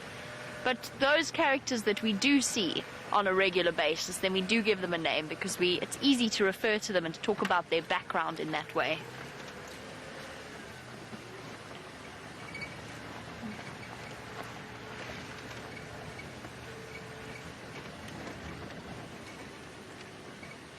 I'm also hoping, as it starts to get a bit cooler, that Karula might pop out, because she performed a mysterious disappearing act this morning, or last night. Her tracks didn't pop out onto any of the roads, which leaves me convinced she must be sitting in that drainage line still, where she had the kill, in the Mulwati itself, just hidden away somewhere. And of course you could drive within 50 meters of a leopard, and unless it is sitting upright or flicking its tail, you could miss it completely. Just watching these Franklin, they look like they were about to have a bit of a fight. But they seem to have changed their minds. Perhaps it was just a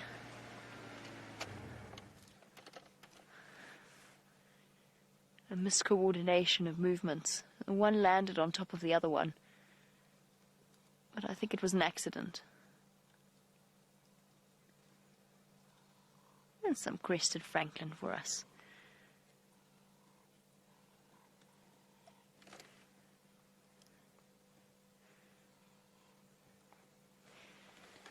Okay. Sorry guys, I was just listening to the Game Drive channel. Mike's just calling in a hippopotamus that is out of water, but unfortunately it is on Torchwood. Obviously they have their own resident hippopotamus in that area as well.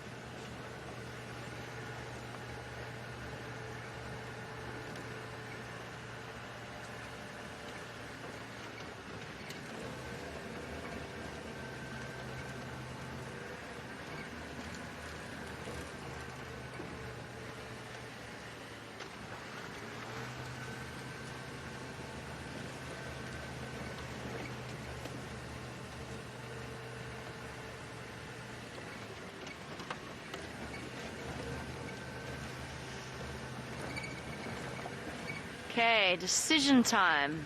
Are we going to go left down Nyala Road South, or are we going to go right along Nyala Road North? I'm really not sure which. I don't actually think anybody's driven Hyena Road, which also might be a very good starting point, since that's where we last saw the lioness with the middle set of cubs disappearing into yesterday morning.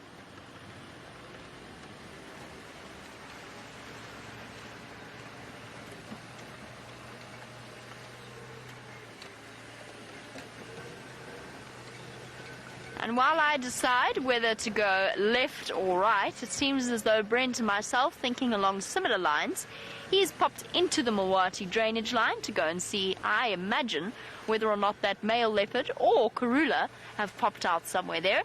And let's go and join him on the back of Rusty through a river.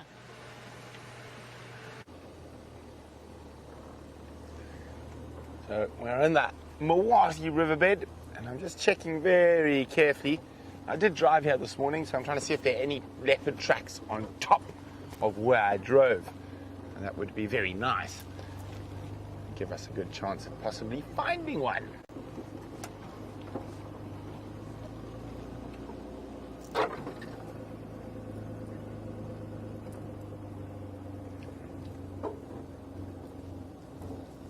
This is ideal leopard country around here.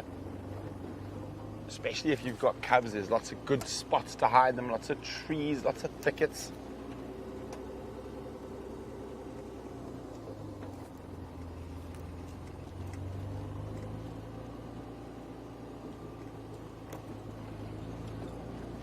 Good food sources around here, Nyala, bushbuck, impala.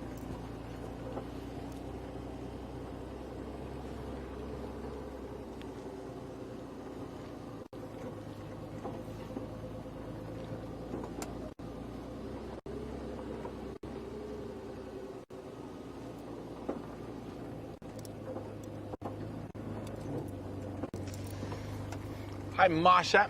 Marsha's wondering, do impala mate throughout the year, or is it seasonal?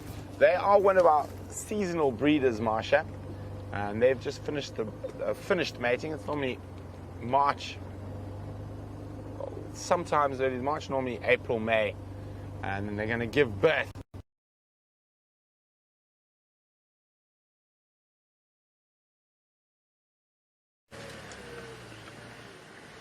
And back across to us in Nyala Road South, as poor Brent has lost signal completely in the Mulwati drainage line. And hopefully he will be back up and running very shortly. I'm sorry, I'm just distracted by this weeping wattle tree. It has been absolutely, not quite massacred, but close to massacred by the elephants that have moved through this area. Targeting one of the few trees with properly green leaves left in the area. And around it lies the debris of that feeding on.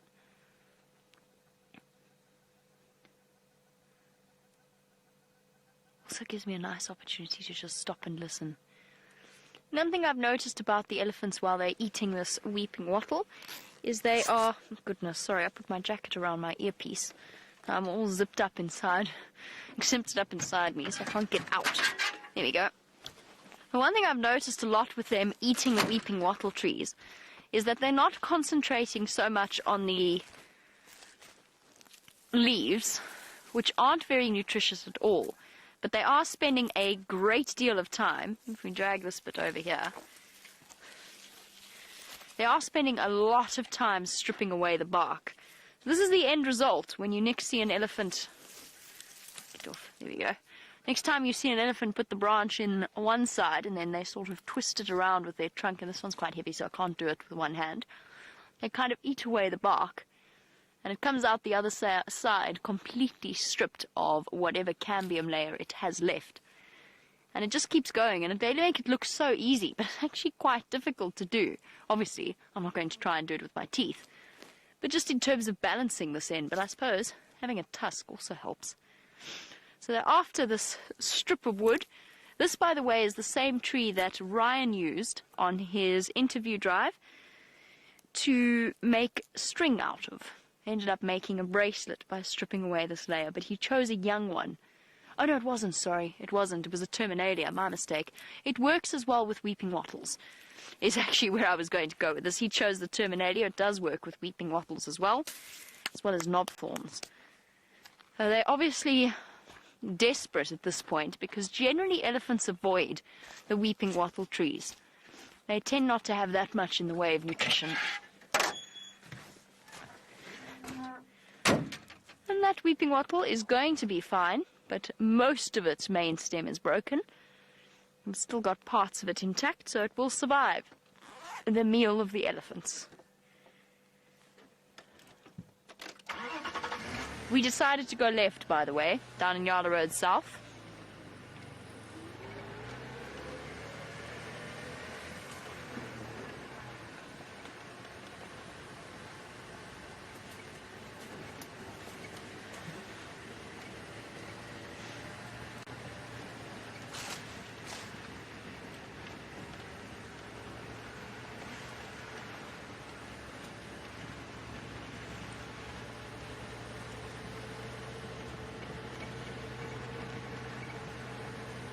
I'm starting to get lion cub deprivation now. What's it? Withdrawal. I'm having withdrawal symptoms because I haven't seen the lion cubs in about 3 days.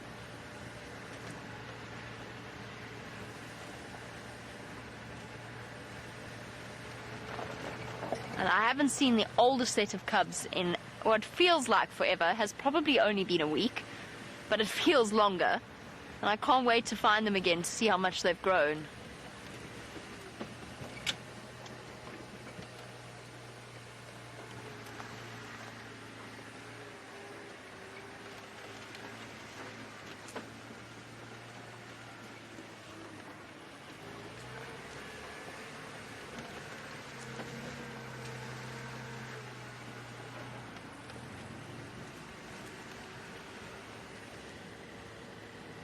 I saw Karula's tracks, but it was my imagination. It was just a waterbuck.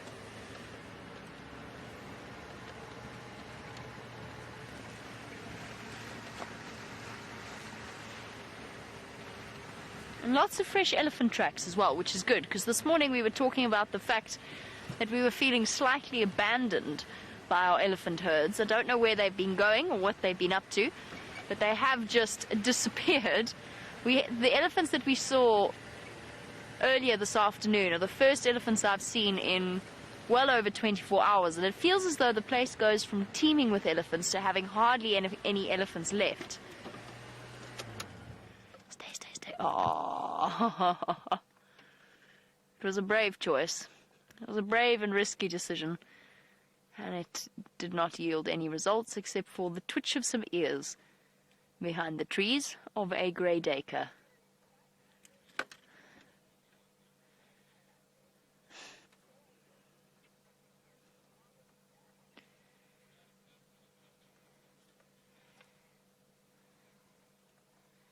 Just a little tail twitching in the distance. So today is Small Antelope Day. Unfortunately, Catterday, not yet, but Catterday hasn't gone according to plan today, and it has turned instead into Small Antelope Day, because I'm pretty sure I've seen more duiker and steenbok today than I have the entire week combined. It seems as though Brent has got signal once again. Let's find out if he's still in the Mawati and what his plans are from there. I am indeed still in the Mawati River. Just double checking. We're a bit further to the south from where Krula had a kill, so I just want to double check a track there.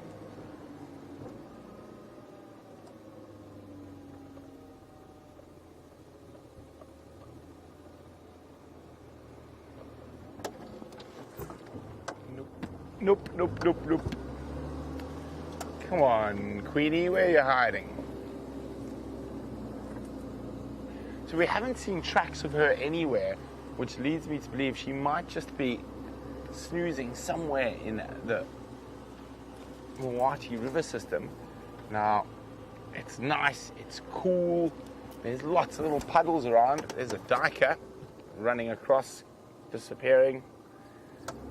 So it's not a good sign when you're looking for a leopard. Off it goes.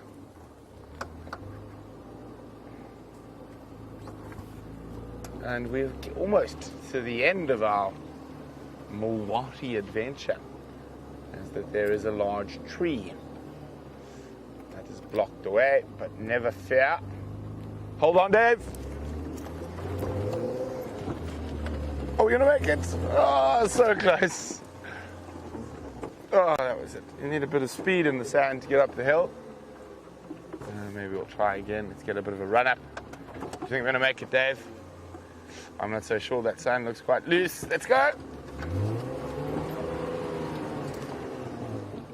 Here we go.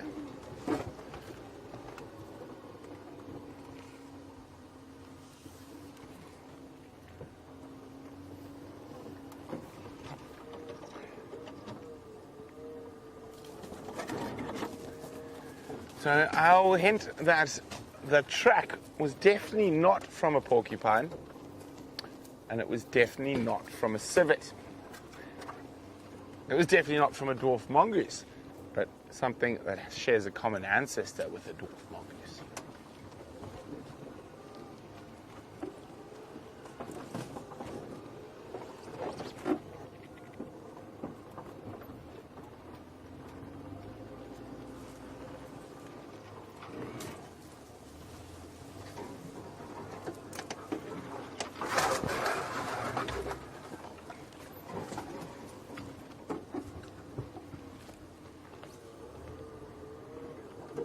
Oh, hello, little crested francolins. I know Jamie tried to show you some that disappeared. Ours seem to be a little bit more forgiving. Oh, maybe not. Yeah, there they are. It's always good to have a listen. Stop, switch off. Off go the francolin. They're going to find a spot to roost quite shortly. Even though they're ground feeding birds, they will sleep in trees. Too dangerous to sleep on the ground.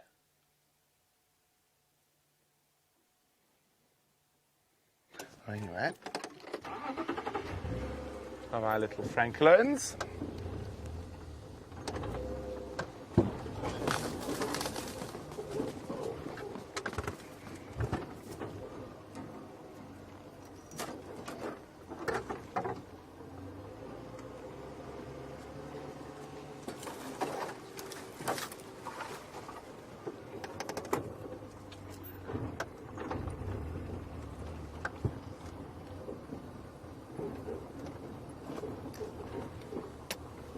Hello, Marsha. Marsha says, well, since you're on the topic of birds, how many eagle species do you get in your reserve? Well, we have migrant eagle species and resident eagle species, Marsha. So of our resident eagle species that are here for the whole year, we have, what do we have? Let's think. We'll start with the biggest one, Martial eagle. Martial, as in similar spelling to martial law. Not, hey Marsh, what's cracking? Martial eagle, that's the biggest. It's got a wingspan of over 2 meters.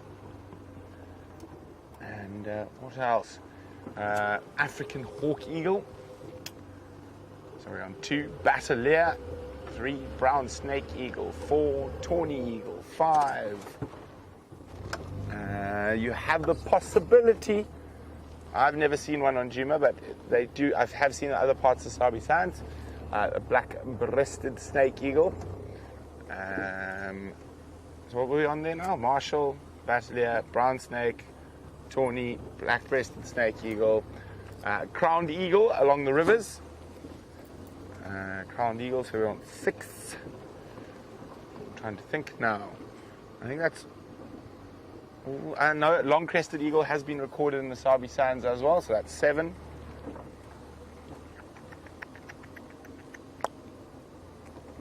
I'm trying to make sure I don't forget any resident eagle species. I think that's all. I've got all the residents that stay in South Africa year-round. Migratory eagle species, different story. Warburgs, lesser spotted, booted, so we're at 10. I'm missing any. Maybe I'm missing 1 or 2, so between 10 and 12, I would say, Marsha. Steppe eagle, there we go, 11.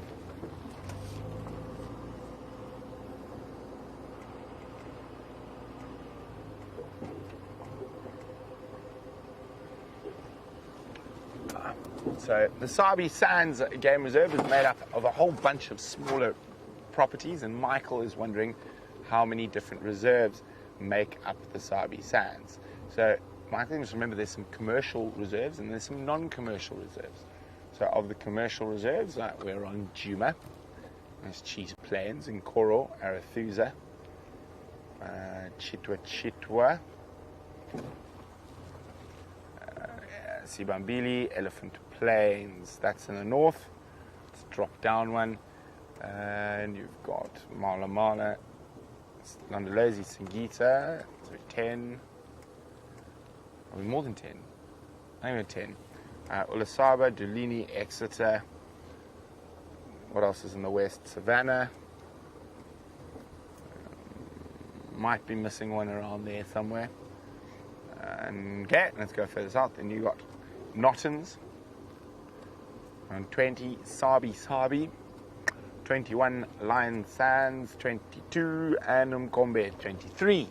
So those are the commercial entities that own land. We're on 23. Then we go with non-commercial reserves. And now this means the game drive vehicles can drive on them, but they don't have a lodge themselves on the reserve. Start up in the north. We've got Buffelshoek, Torchwood, Little Gowrie, Hoffman's, and Nets, Shirley's, 26. This is going to take a while. Okay, now let's drop down one. Now let's drop Ottawa, 27. That side's all covered. Dudley, 28. Beaumont's, 29. I think I'm missing one down that side. Kirkman's, which is another commercial one, 30. So about 30 reserves. I might have forgotten some smaller pieces. On average, I think most of the properties are around 1,000 hectares, some of them being a bit bigger. Mala Mala, by far the largest. It's around 16,000 hectares.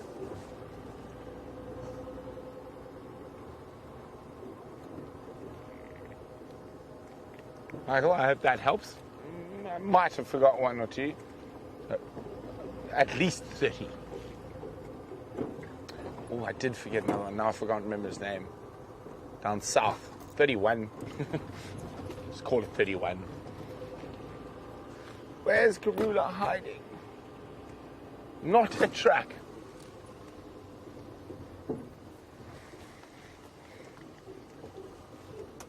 Did you hear that, Dave?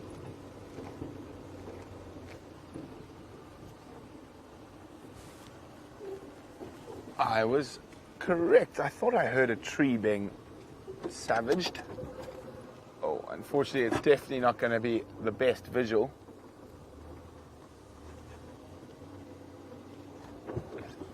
I just heard a branch breaking.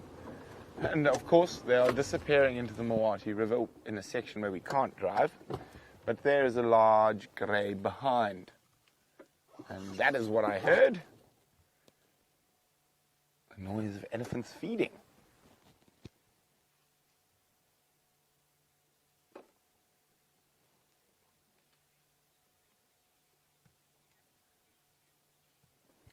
Crunch, crunch, crunch. Hopefully they decide to come back out, but from the tracks I can see it looks like they've come from the open and are heading down into the thickets. Sounds like there's quite a few of them.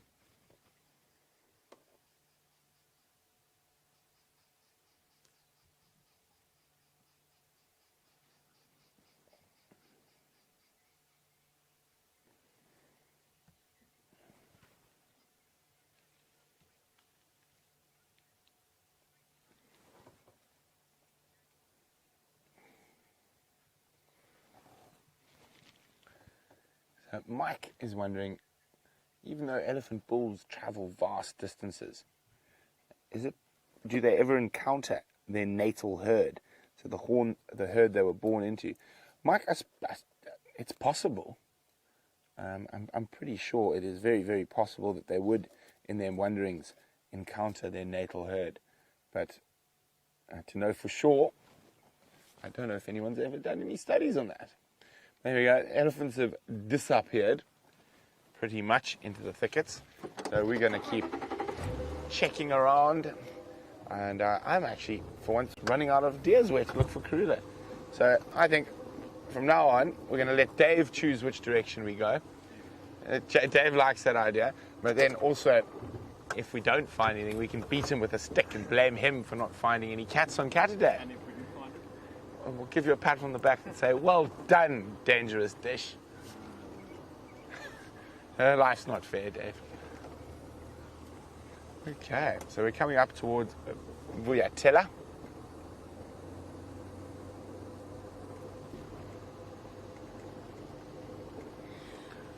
Maybe those elephants will move through the Mawati and chase Karula out for us.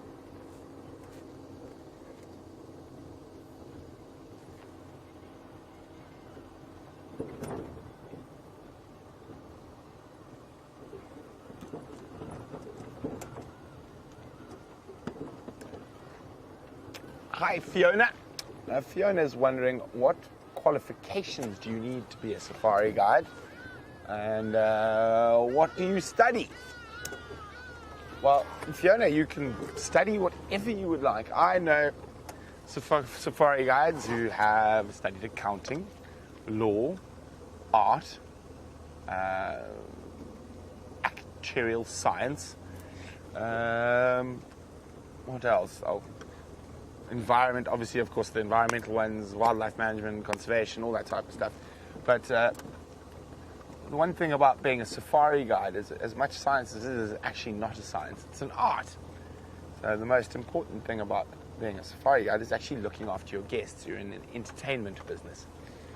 Now, so in terms of qualifications that are legally needed or required, you need to be registered. It depends on the different countries, but you'll have to be registered with your Department of Environment and Tourism. and have to pass some tests to say that you're suitably safe not to get people squashed by elephants. Quickly across to Jamie. I don't believe this. We've stumbled right into the middle of a lion hunt. This buffalo just came sprinting out of the bushes, and behind them is all of the Nkahuma lionesses, or at least 3 of them, trying to track them down. This buffalo bull is fighting back, and I guess Hyena Road was the good choice, and they are hungry and determined. It's worth getting Brent here. We are on. Please don't run into me. Look at this. Look at them go. She's determinedly chasing him. She's going to wear him down. The other lionesses haven't even given her a hand there. She is racing into the bushes. And we've got 1, 2, 3 lionesses here. This is incredible. They're jogging along. Hold on.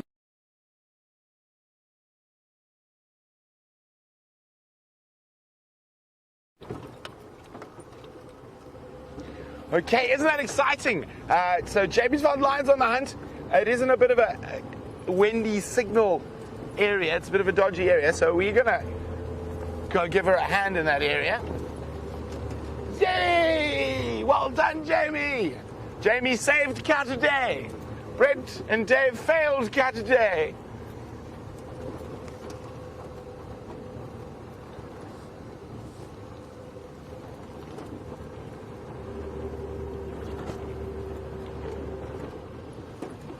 Standing by. Oh, yay! Copy. On my way. Hold on, hold on. Up and down. But back to Jamie. She's found some signal, so we're going to go give her a hand in that area. Hyena Road on the eastern side.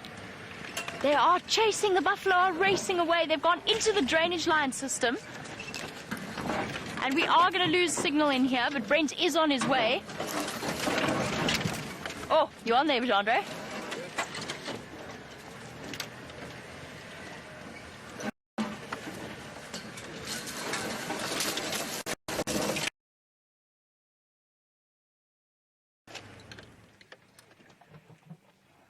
In here. They've got it, they've got it, they've got it.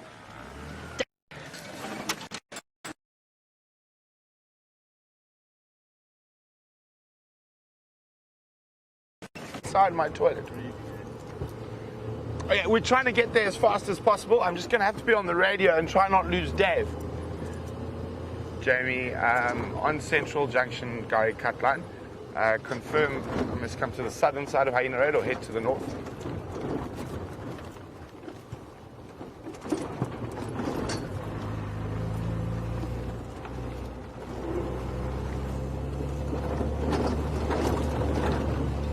Hold on!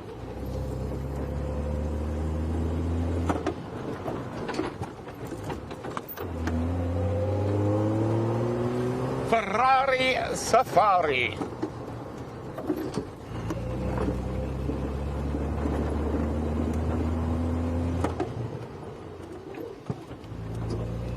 So confirm Nyala Road North.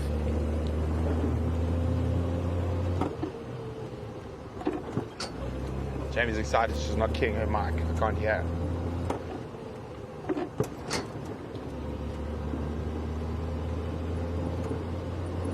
Jamie, confirm Nyala Road North. So much excitement when you get these type of sightings.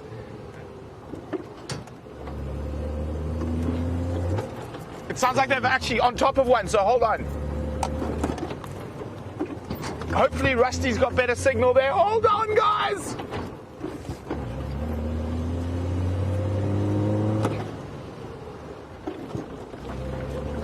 Dave, you still? Oh, Dave's still there.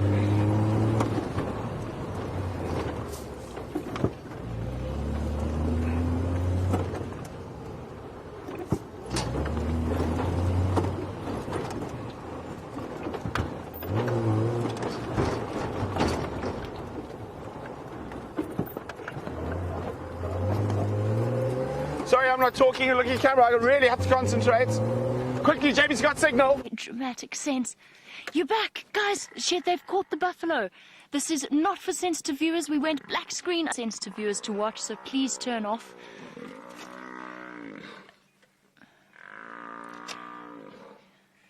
These audio of this is absolutely unbelievable. I'm scared of repositioning right now, but I am going to try. Okay, we're going to reposition. I'm hoping we don't go black screen. We are right on the edge of a drainage line wall.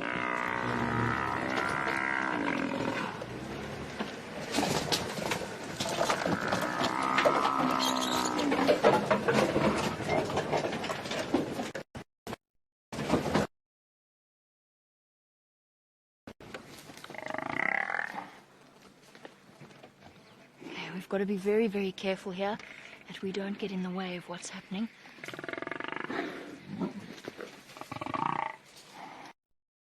I've jumped on the back of this buffalo. It's a very, very big bull. And there's some serious fight in him here.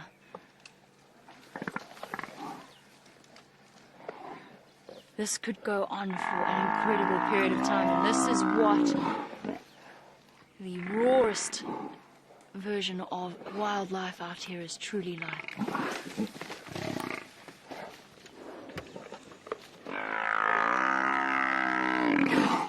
A-firm, Brent, I think so. Here comes a fifth lioness.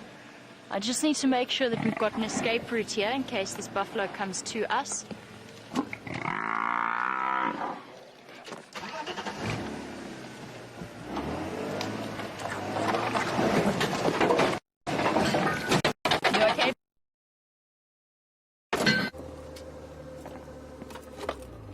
Okay, I've just arrived now. I can see Jamie's lights. I'm just trying to figure a way into the block. Okay, I can hear that buffalo, so now I've got my sign. Hold on.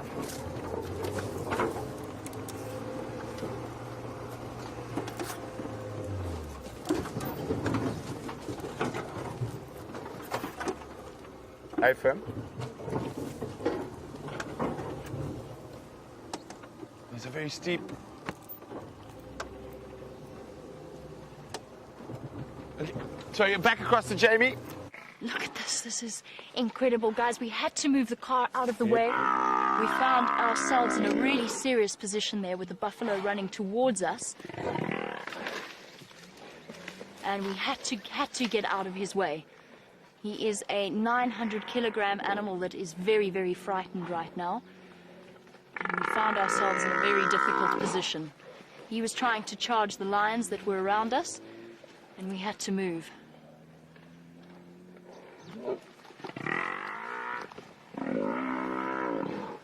You can see they're trying to get to that hold on the face of on the front of his face. This is incredible to witness. It's moments like these that are truly, truly both spectacular and heart-rending. They can't get onto the front of the buffalo. Brent, come back. He's fallen into the drainage.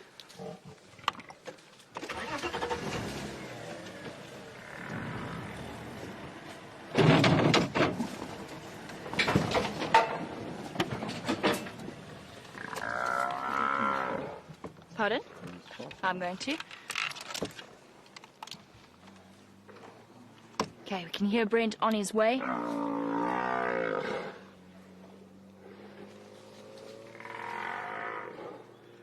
I cannot believe this is the way the afternoon went. This is the last thing we were expecting.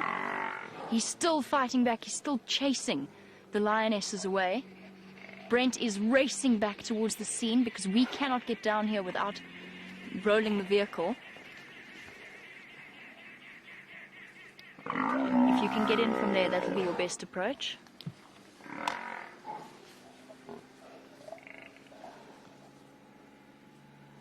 And moments like these are exceptionally rare. The last time we saw a live buffalo hunt was over a year ago. And now we have the Nkuhumas in action in an age-old battle that has been played out for hundreds and hundreds of years. And now they have the advantage. 3 lionesses on its back. We're going to go forward a little bit before Brent gets here.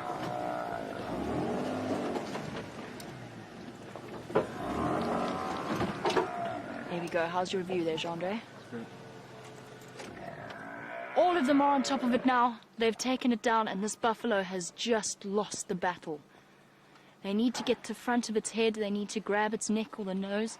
But the fact that they've got it off its feet and on its side...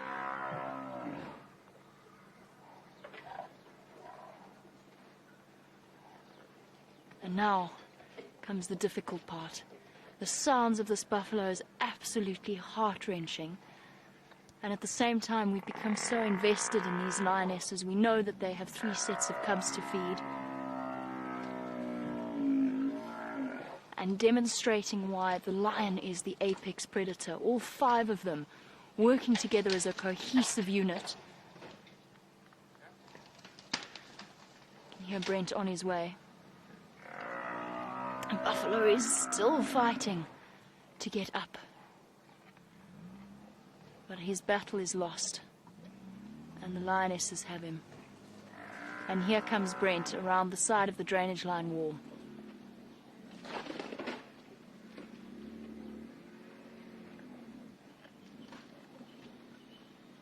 I can't believe this is the way that the evening has gone.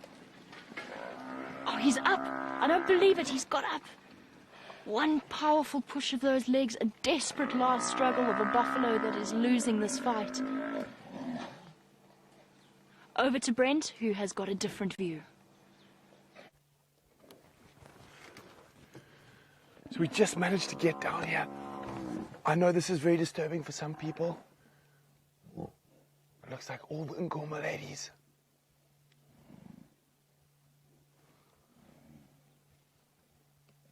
Now, sometimes it can take a long time for a buffalo to die, but this is nature at its most raw. She's going to go for the nose hold now. That helps quicken the death. So what happens is the blood will actually flow back into that buffalo's lungs, and it'll suffocate on its own blood, but it does make it a bit quicker. You can hear that there now. And the female at the back's already started feeding. That's not uncommon either.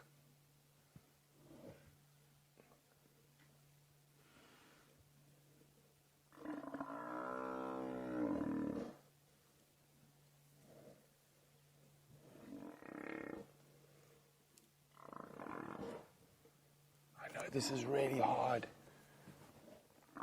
but this is nature. Now, guys, it seems as though Brent cannot hear final control, but we have this incredible view from up at the top of the drainage line, and I think both of us are just going to keep presenting, and we can switch between the vehicles. We've got this view from above. Oh, the sounds of this buffalo. I know this is really hard to watch. It's hard for all of us. Utterly devastating to see. And at the same time, you cannot help but admire the power of these cats and the power of their teamwork.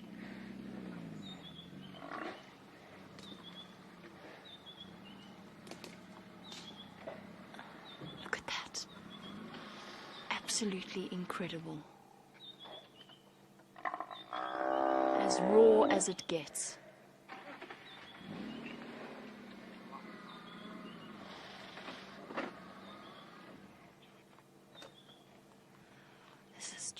Truly phenomenal to witness.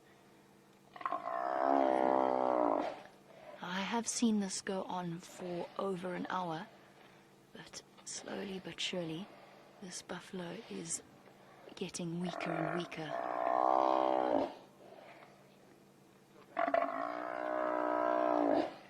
Okay, guys, let's go and have a look from a different perspective, from the head of the buffalo.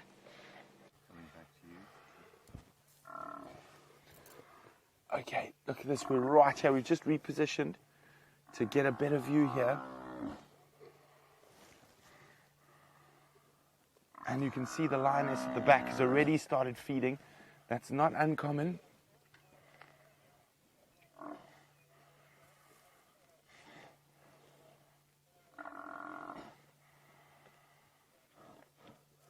Look at that, see. She's trying really hard now to get that blood flowing into the buffalo's lungs.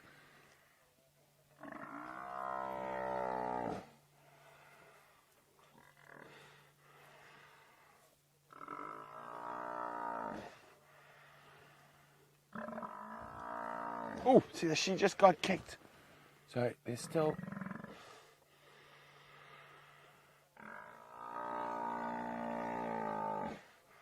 Look at that. Isn't that incredible? I know this is really sad. I'm just going to keep quiet. As I keep saying, this is nature at its most raw.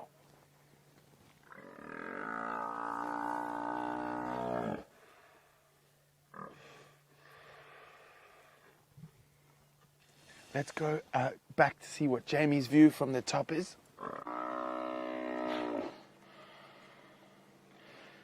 And now we have things from a slightly different perspective.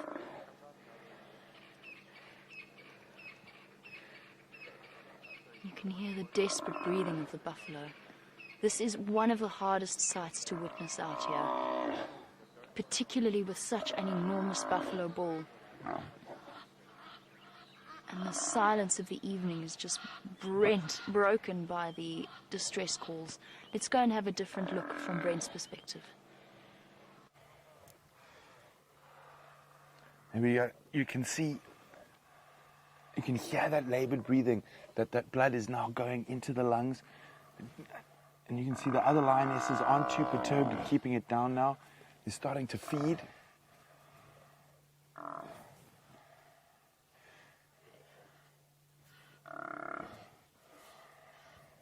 So it is quite a precarious spot where we are.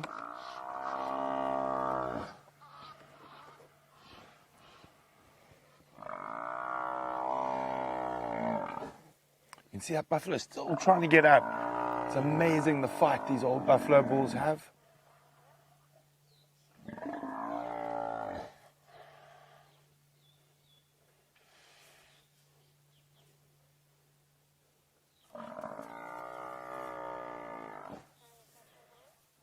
You can see they're not going for the traditional throat grip. Being females, they're a bit smaller. So with lionesses without males, quite often the nose hold works better.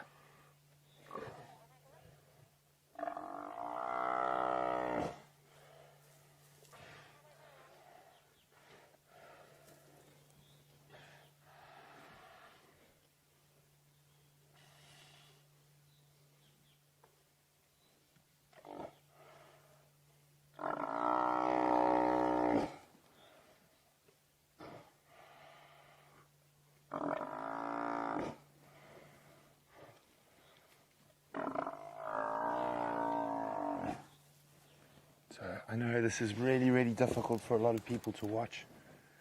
But the lions, as I say, have a lot of cubs to feed.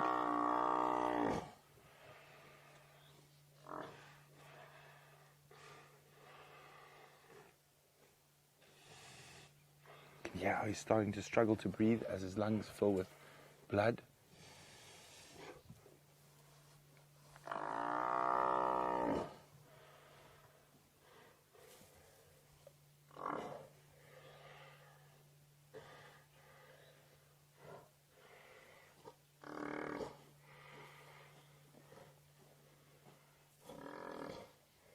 So it is 5 minutes towards the end of the show, but we are obviously going to extend because this is incredible.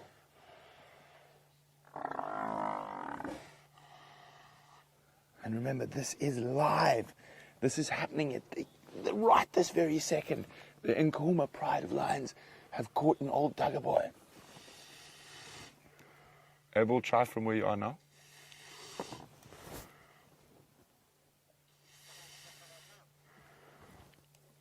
Come in towards the Shkova from where you are.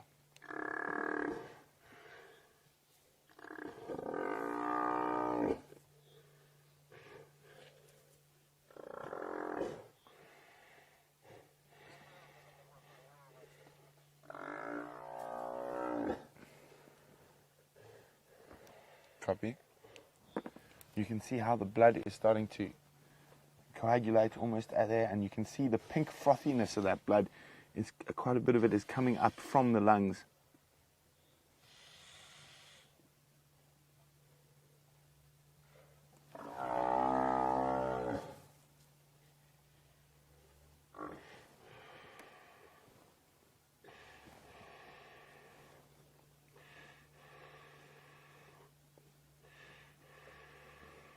You can see those lionesses have already decided. They've started to tuck in. Now, incredible amount of energy is expelled by the lions to bring down an animal of this size. He's still fighting.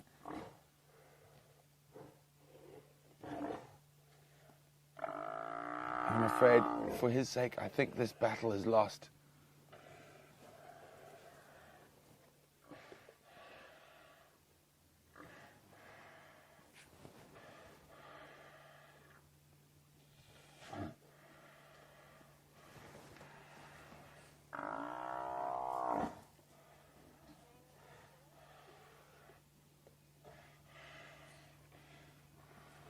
Oh, let's go across to Jamie. Candice, go ahead.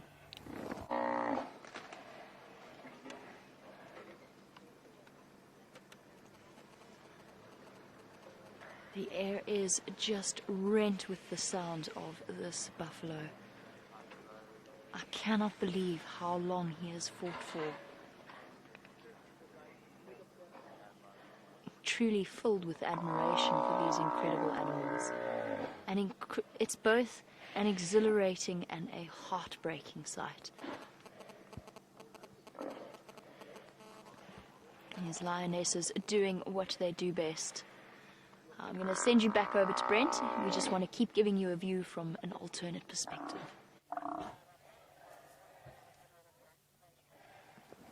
Okay, we're back down in the drainage. And you can see that buffalo is seriously struggling to breathe now.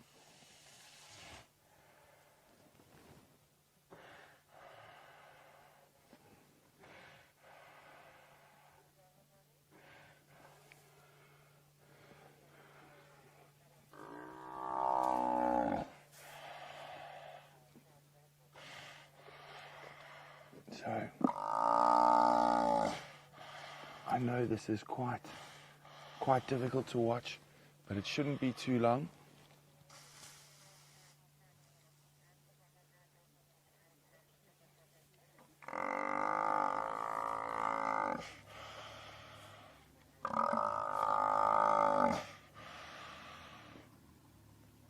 I'm just going to try and roll back a little bit to move this section of the vehicle out. Now that they've, oops, sorry, lions. A bit jumpy because of the buffalo. Just try to find a better spot. Oh. So while we just try and move quickly, let's go see Jamie's view from the top.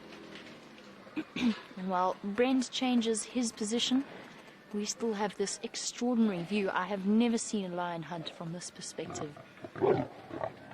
And there we go, starting to have that aggression with each other as they get into each other's space. And this will become even more apparent once they have completed their grisly deed and they start to eat the buffalo in earnest. And lions will fight each other for every scrap of meat initially when they first start to feed, and these lionesses are hungry.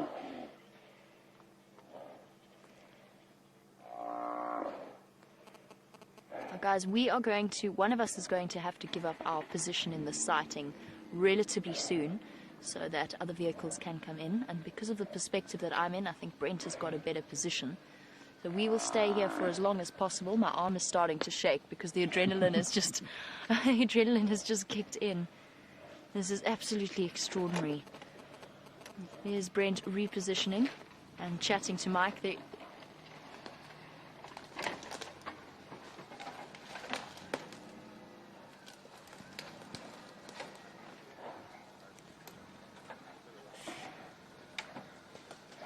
is getting closer and closer, finally, to the last moments. And you just, in this situation, you just want it to be over for the poor buffalo.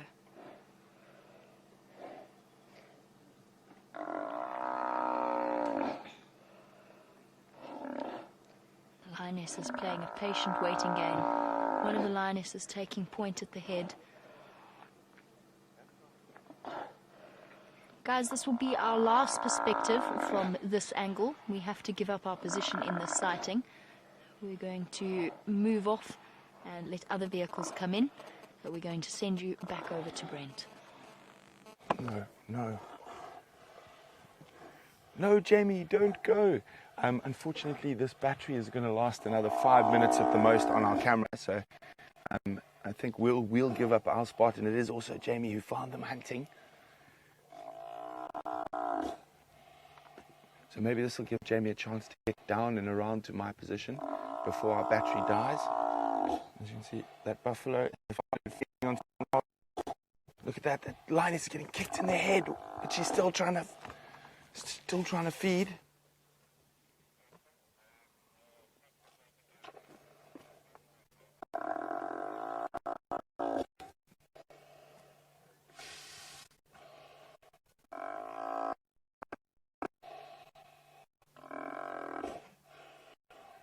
So I just got to talk to Jamie quickly. Jamie, confirm you are between the two drainages.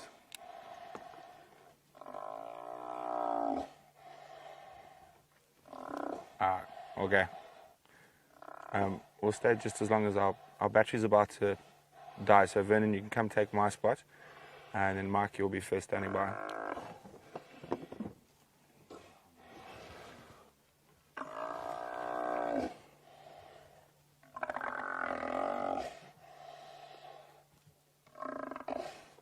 Okay, so we're going to stay down here for as long as we can, but our battery is about to die, unfortunately.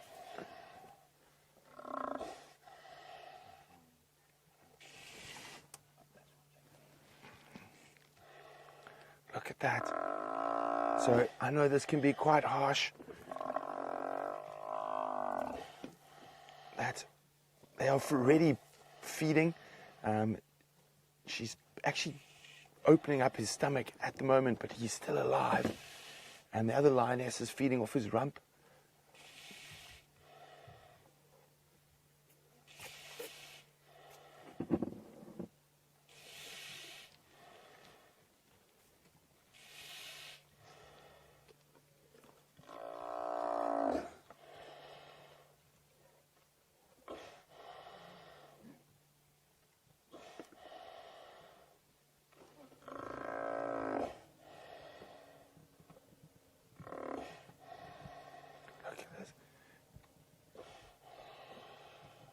Sorry guys, there's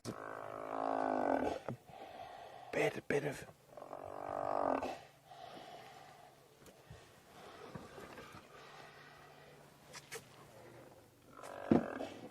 Okay, so guys, also there's obviously a lot of people waiting for this sighting, and we're going to stay as long as we can with the battery. I think Jamie's going to try reposition to get a better view, and then we're going to have to move out and let the other guys come in and get a chance. But well done, Jamie. As you can see, she's still holding on.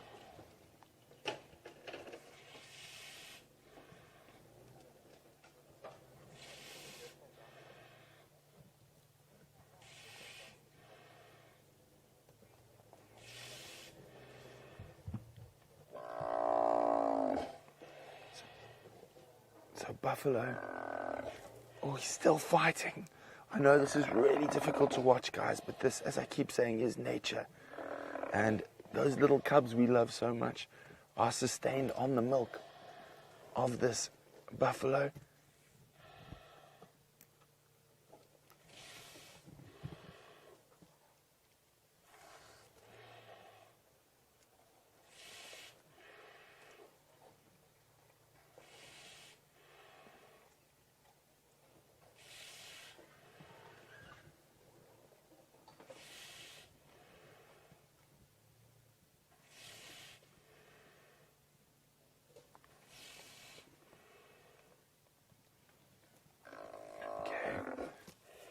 I know this is very difficult, and I'm just going to keep quiet, and I know a lot of people might be finding this very difficult, but just, you've got to look at it at the big circle of life.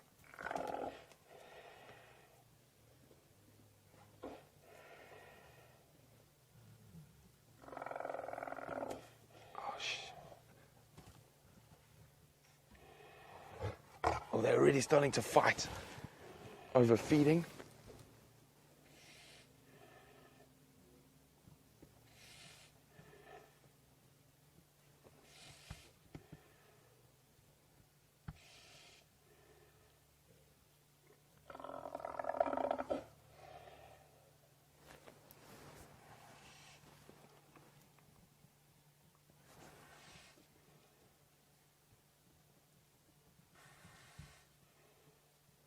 Okay. The breathing is starting to get far more labored. Oh, what's happening? There's a fight. There's something else there. Is it a male lion? Is it a leopard? What happened?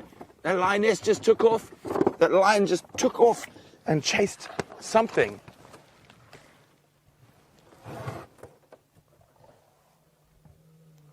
Here come the males. So these male lions are running in here. They've obviously heard this buffalo dying.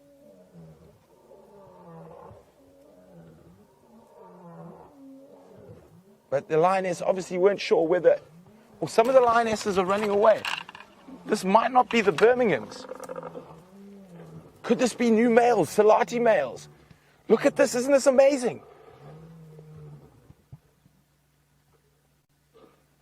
That reaction it's a bit unusual if this was the Birmingham boys.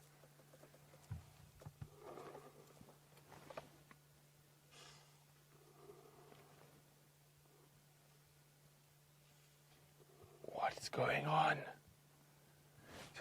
Sorry, I'm going to just put my spotlight behind me. There's only the lioness who's holding the buffalo down.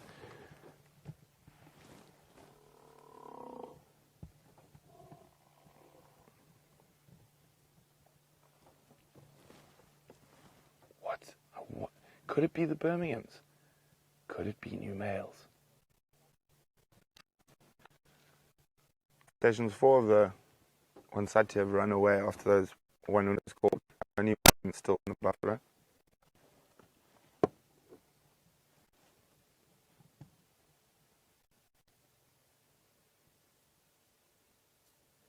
So I'm just keeping quiet.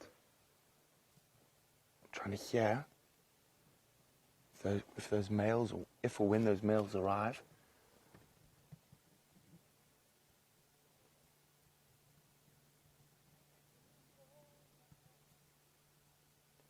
And can you believe it? We can hear Jean-Ray singing from here.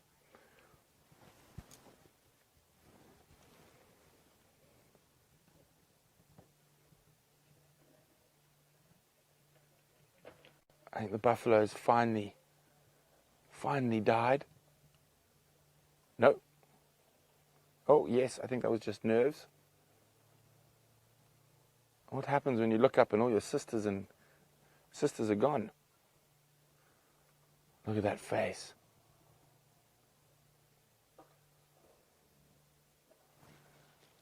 Any lionesses still behind you, Dave, that you can see? Now, this is a great risk for lions when they kill something as big as a buffalo, just to have it stolen by some male lions.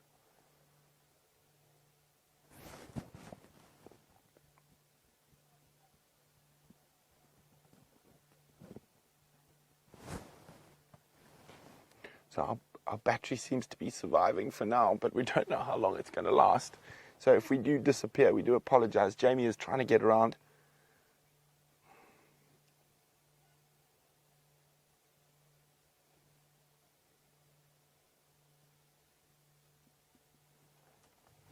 He has something growling. Oh, look, her dew claw is caught. One of her claws is caught. So I'm just going to take the spotlight off. I want to see what she's growling at. So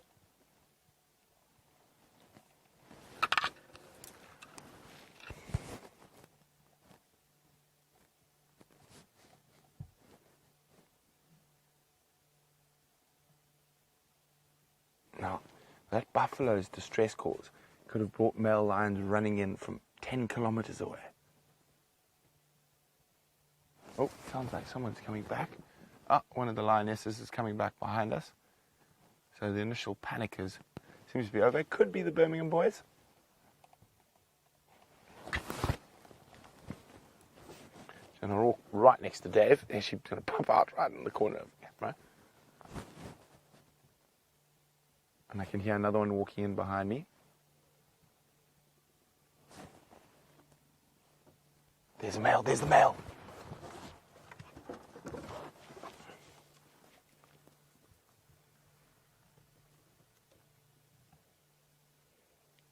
Scent marking. So it could possibly be one of the Birmingham boys. I thought I heard 2 males roaring.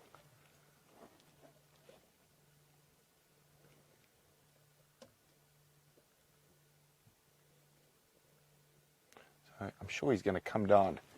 This could be quite spectacular shortly.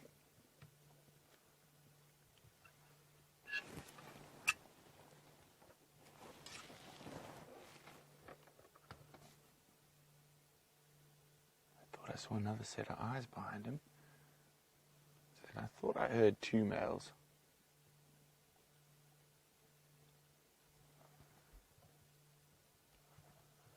He's busy scent marking on top of the hill there.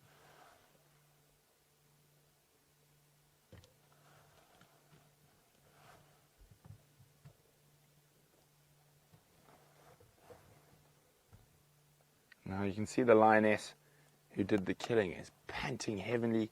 She's not even thinking about eating. She was stuck onto that buffalo's nose for so long. The amount of energy she's expended to bring that animal down, it's just incredible.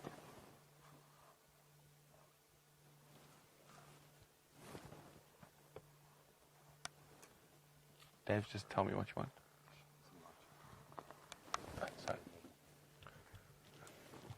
So Dave was trying to sign language me and I didn't understand.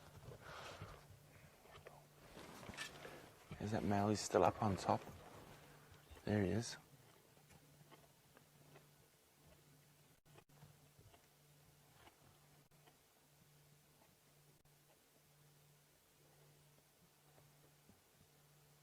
Why aren't you charging in here, mister? Have you really got a full belly?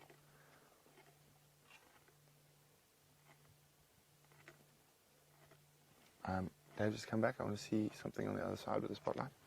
See, this lioness has lifted her head.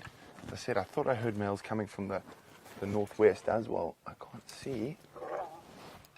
Oh, he's fighting with one of the lionesses. Here he comes.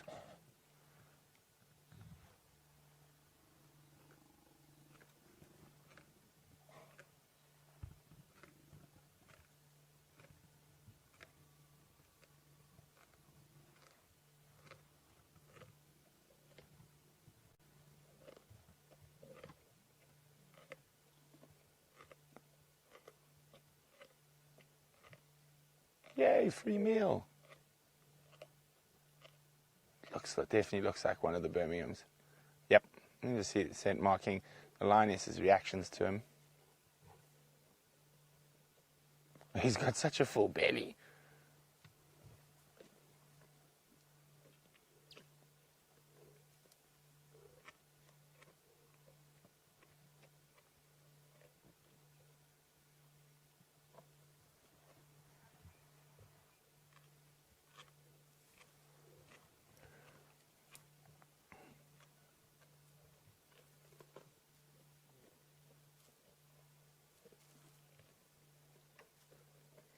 So he's not that hungry. That's why he hasn't made such a big deal. Normally a male lion, if he was hungry, he'd run in here and whack the females. I actually think there's a mating pair up on top behind us as well. Let's see, there's something going on behind me again.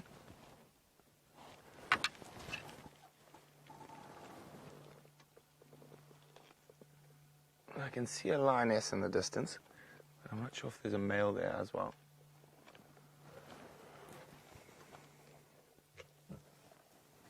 See, I heard other males roaring to the north. Oh, he's growling at something. I'm just going to reverse a bit so we can see. You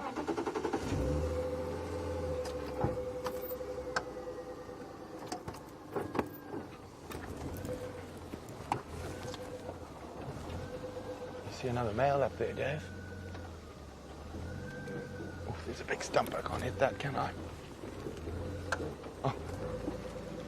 Oh, we can't see anything just yet. Well, I'm just going to move my lights.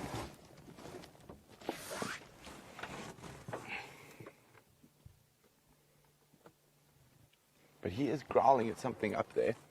So it could be another one of the Birmingham boys.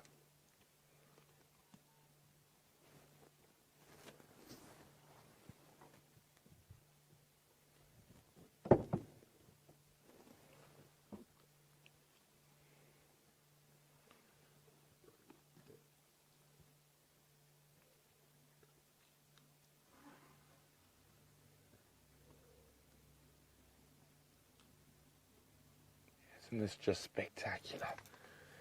We're right in the middle of the African bush, live with the pride of lions that has just taken down a buffalo lion. The second ever live buffalo kill on Safari Live. By the same pride, the Nkahuma pride.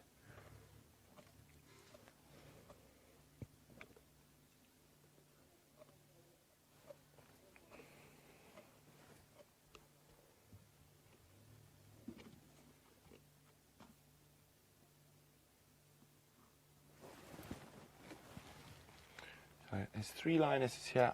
I know one's off to my left, so we are still missing one.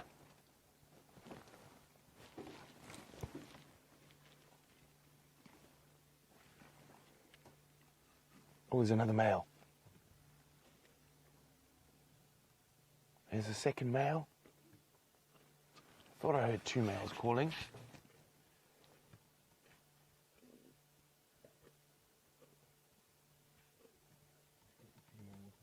I think that's the mating pair we might have been tracking this morning. Mm-hmm.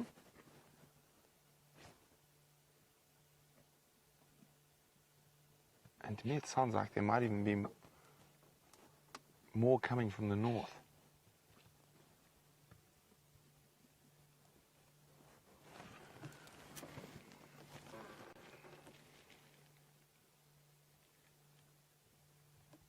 I keep hearing something up there.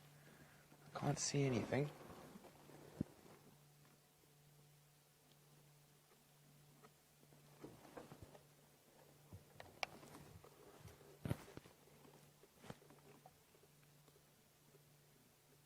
I think there's a third male to the north that's coming. Maybe even 2.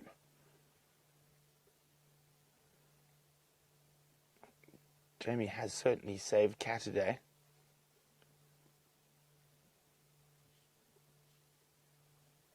And she's going to come take over for me. I said we might disappear at any second.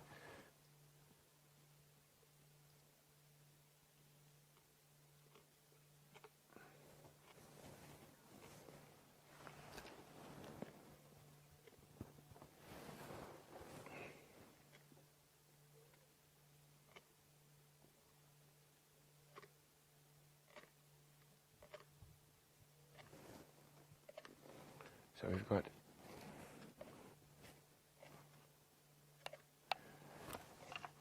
at the moment I can see 1, 2, 3, 4, 6 different lions, and I still think there's a couple more coming. So we're missing 1 lioness, and I still think there's some males coming from the north.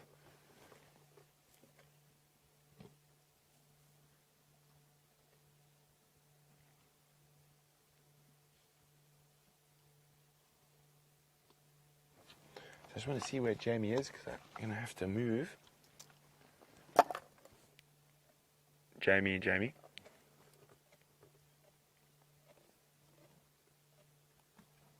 What's your position?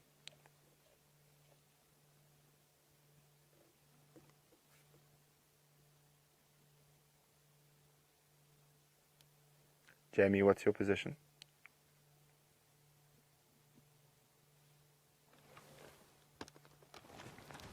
Copy, I've got your audio. I'm going to make my way out. Okay, guys, I'm going to make space. My battery's not going to die. My battery is going to die. Jamie's is not. So we're going to say, wow, and we'll definitely come see these lions again tomorrow. The second ever. The live buffalo kill on Safari Live.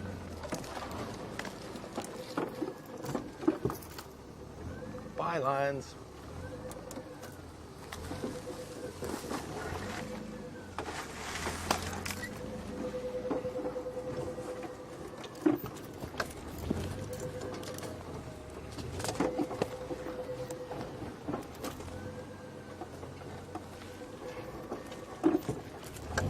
Okay, so wow, wasn't that exciting? Jamie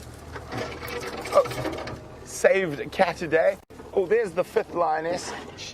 She's just lying off to the right there. There she is.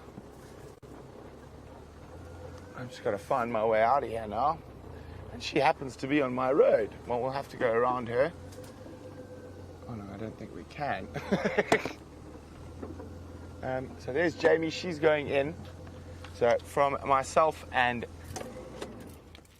the Dangerous Dish, what an incredible Saturday sunset, Catterday safari.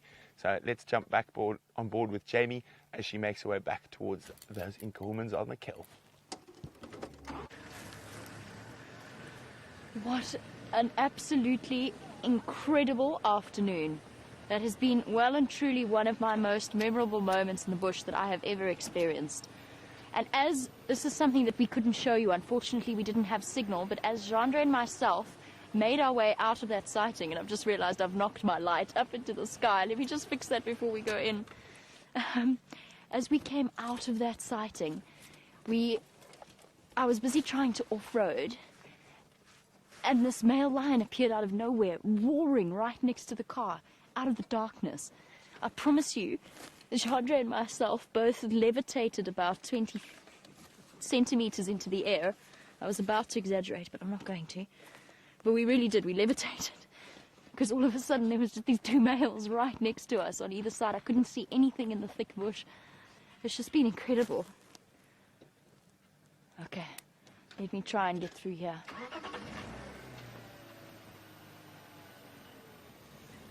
We're going to be playing a bit of Tetris here with the other vehicles.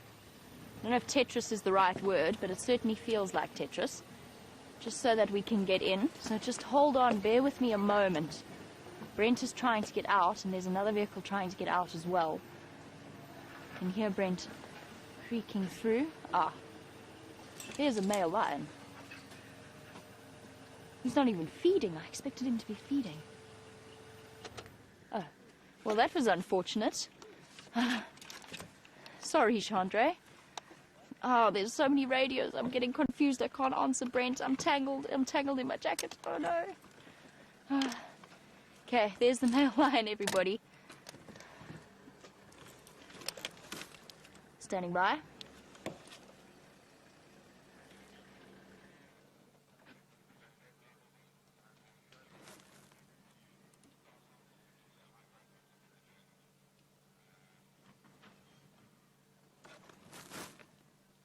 Copy, confirm south of my position now.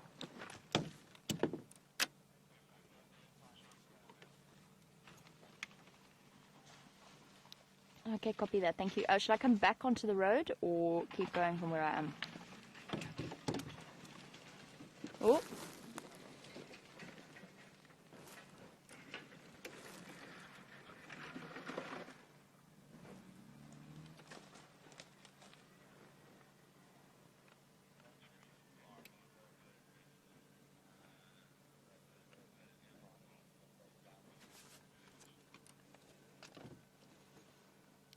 Copy that, thank you. There's a one of the Ngala here, right in front of me.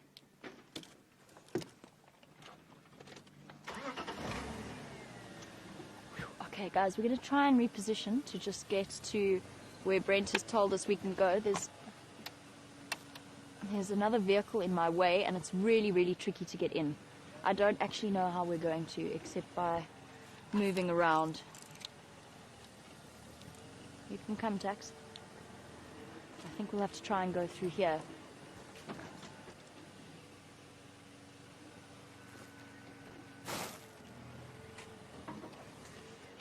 I can't see with this light on. No, it's fine. I've got it.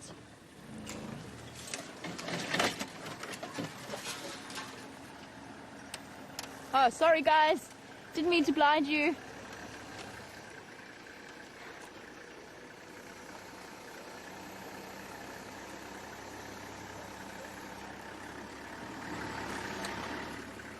Thanks so much. Shem, hope you got to see it.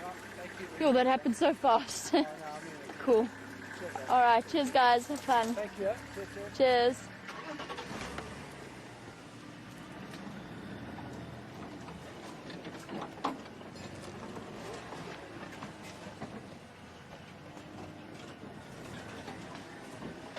All right, let's see how Brent managed to get in here, because it's now totally dark and I can't see where to go, but I want to get to that buffalo. I know we've got the male lion here. I think we can do it this way. There we go. Okay, we got it. Oh boy, you're not hungry. Oh. There's the lioness. And no way to get into the buffalo kill.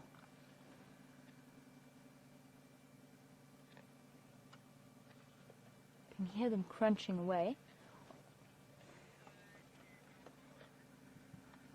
I would like to have a chance to get to see the buffalo kill before we end off. We have extended, as you may be able to tell, we have extended our show considerably.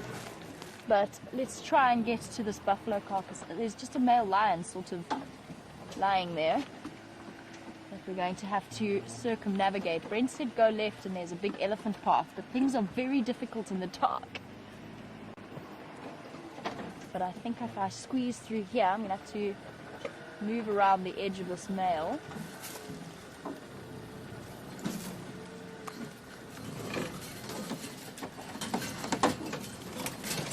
I think this is where Brent meant.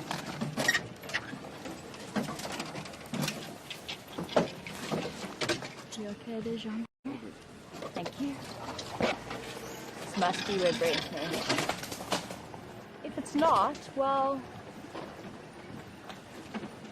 we'll find a way. We'll find a way through here. I know we won't. Where this elephant path is. Absolutely no idea. I can't find it. This is not the way.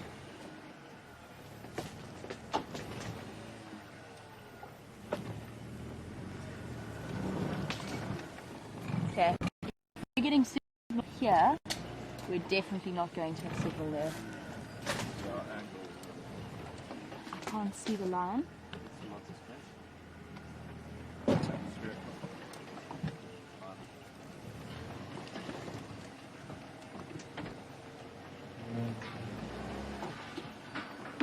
Guys, unfortunately, I think trying to get into this drainage line isn't going to work out for us today, especially with Wendy's signal. We've had the most amazing experience, but I don't think we're going to manage it, unfortunately. And I've also got several vehicles waiting to get into the sighting now. We will be here first thing tomorrow morning to follow up on these lions. I don't know how Brent got in here, and I can't manage it with this lion lying where he is.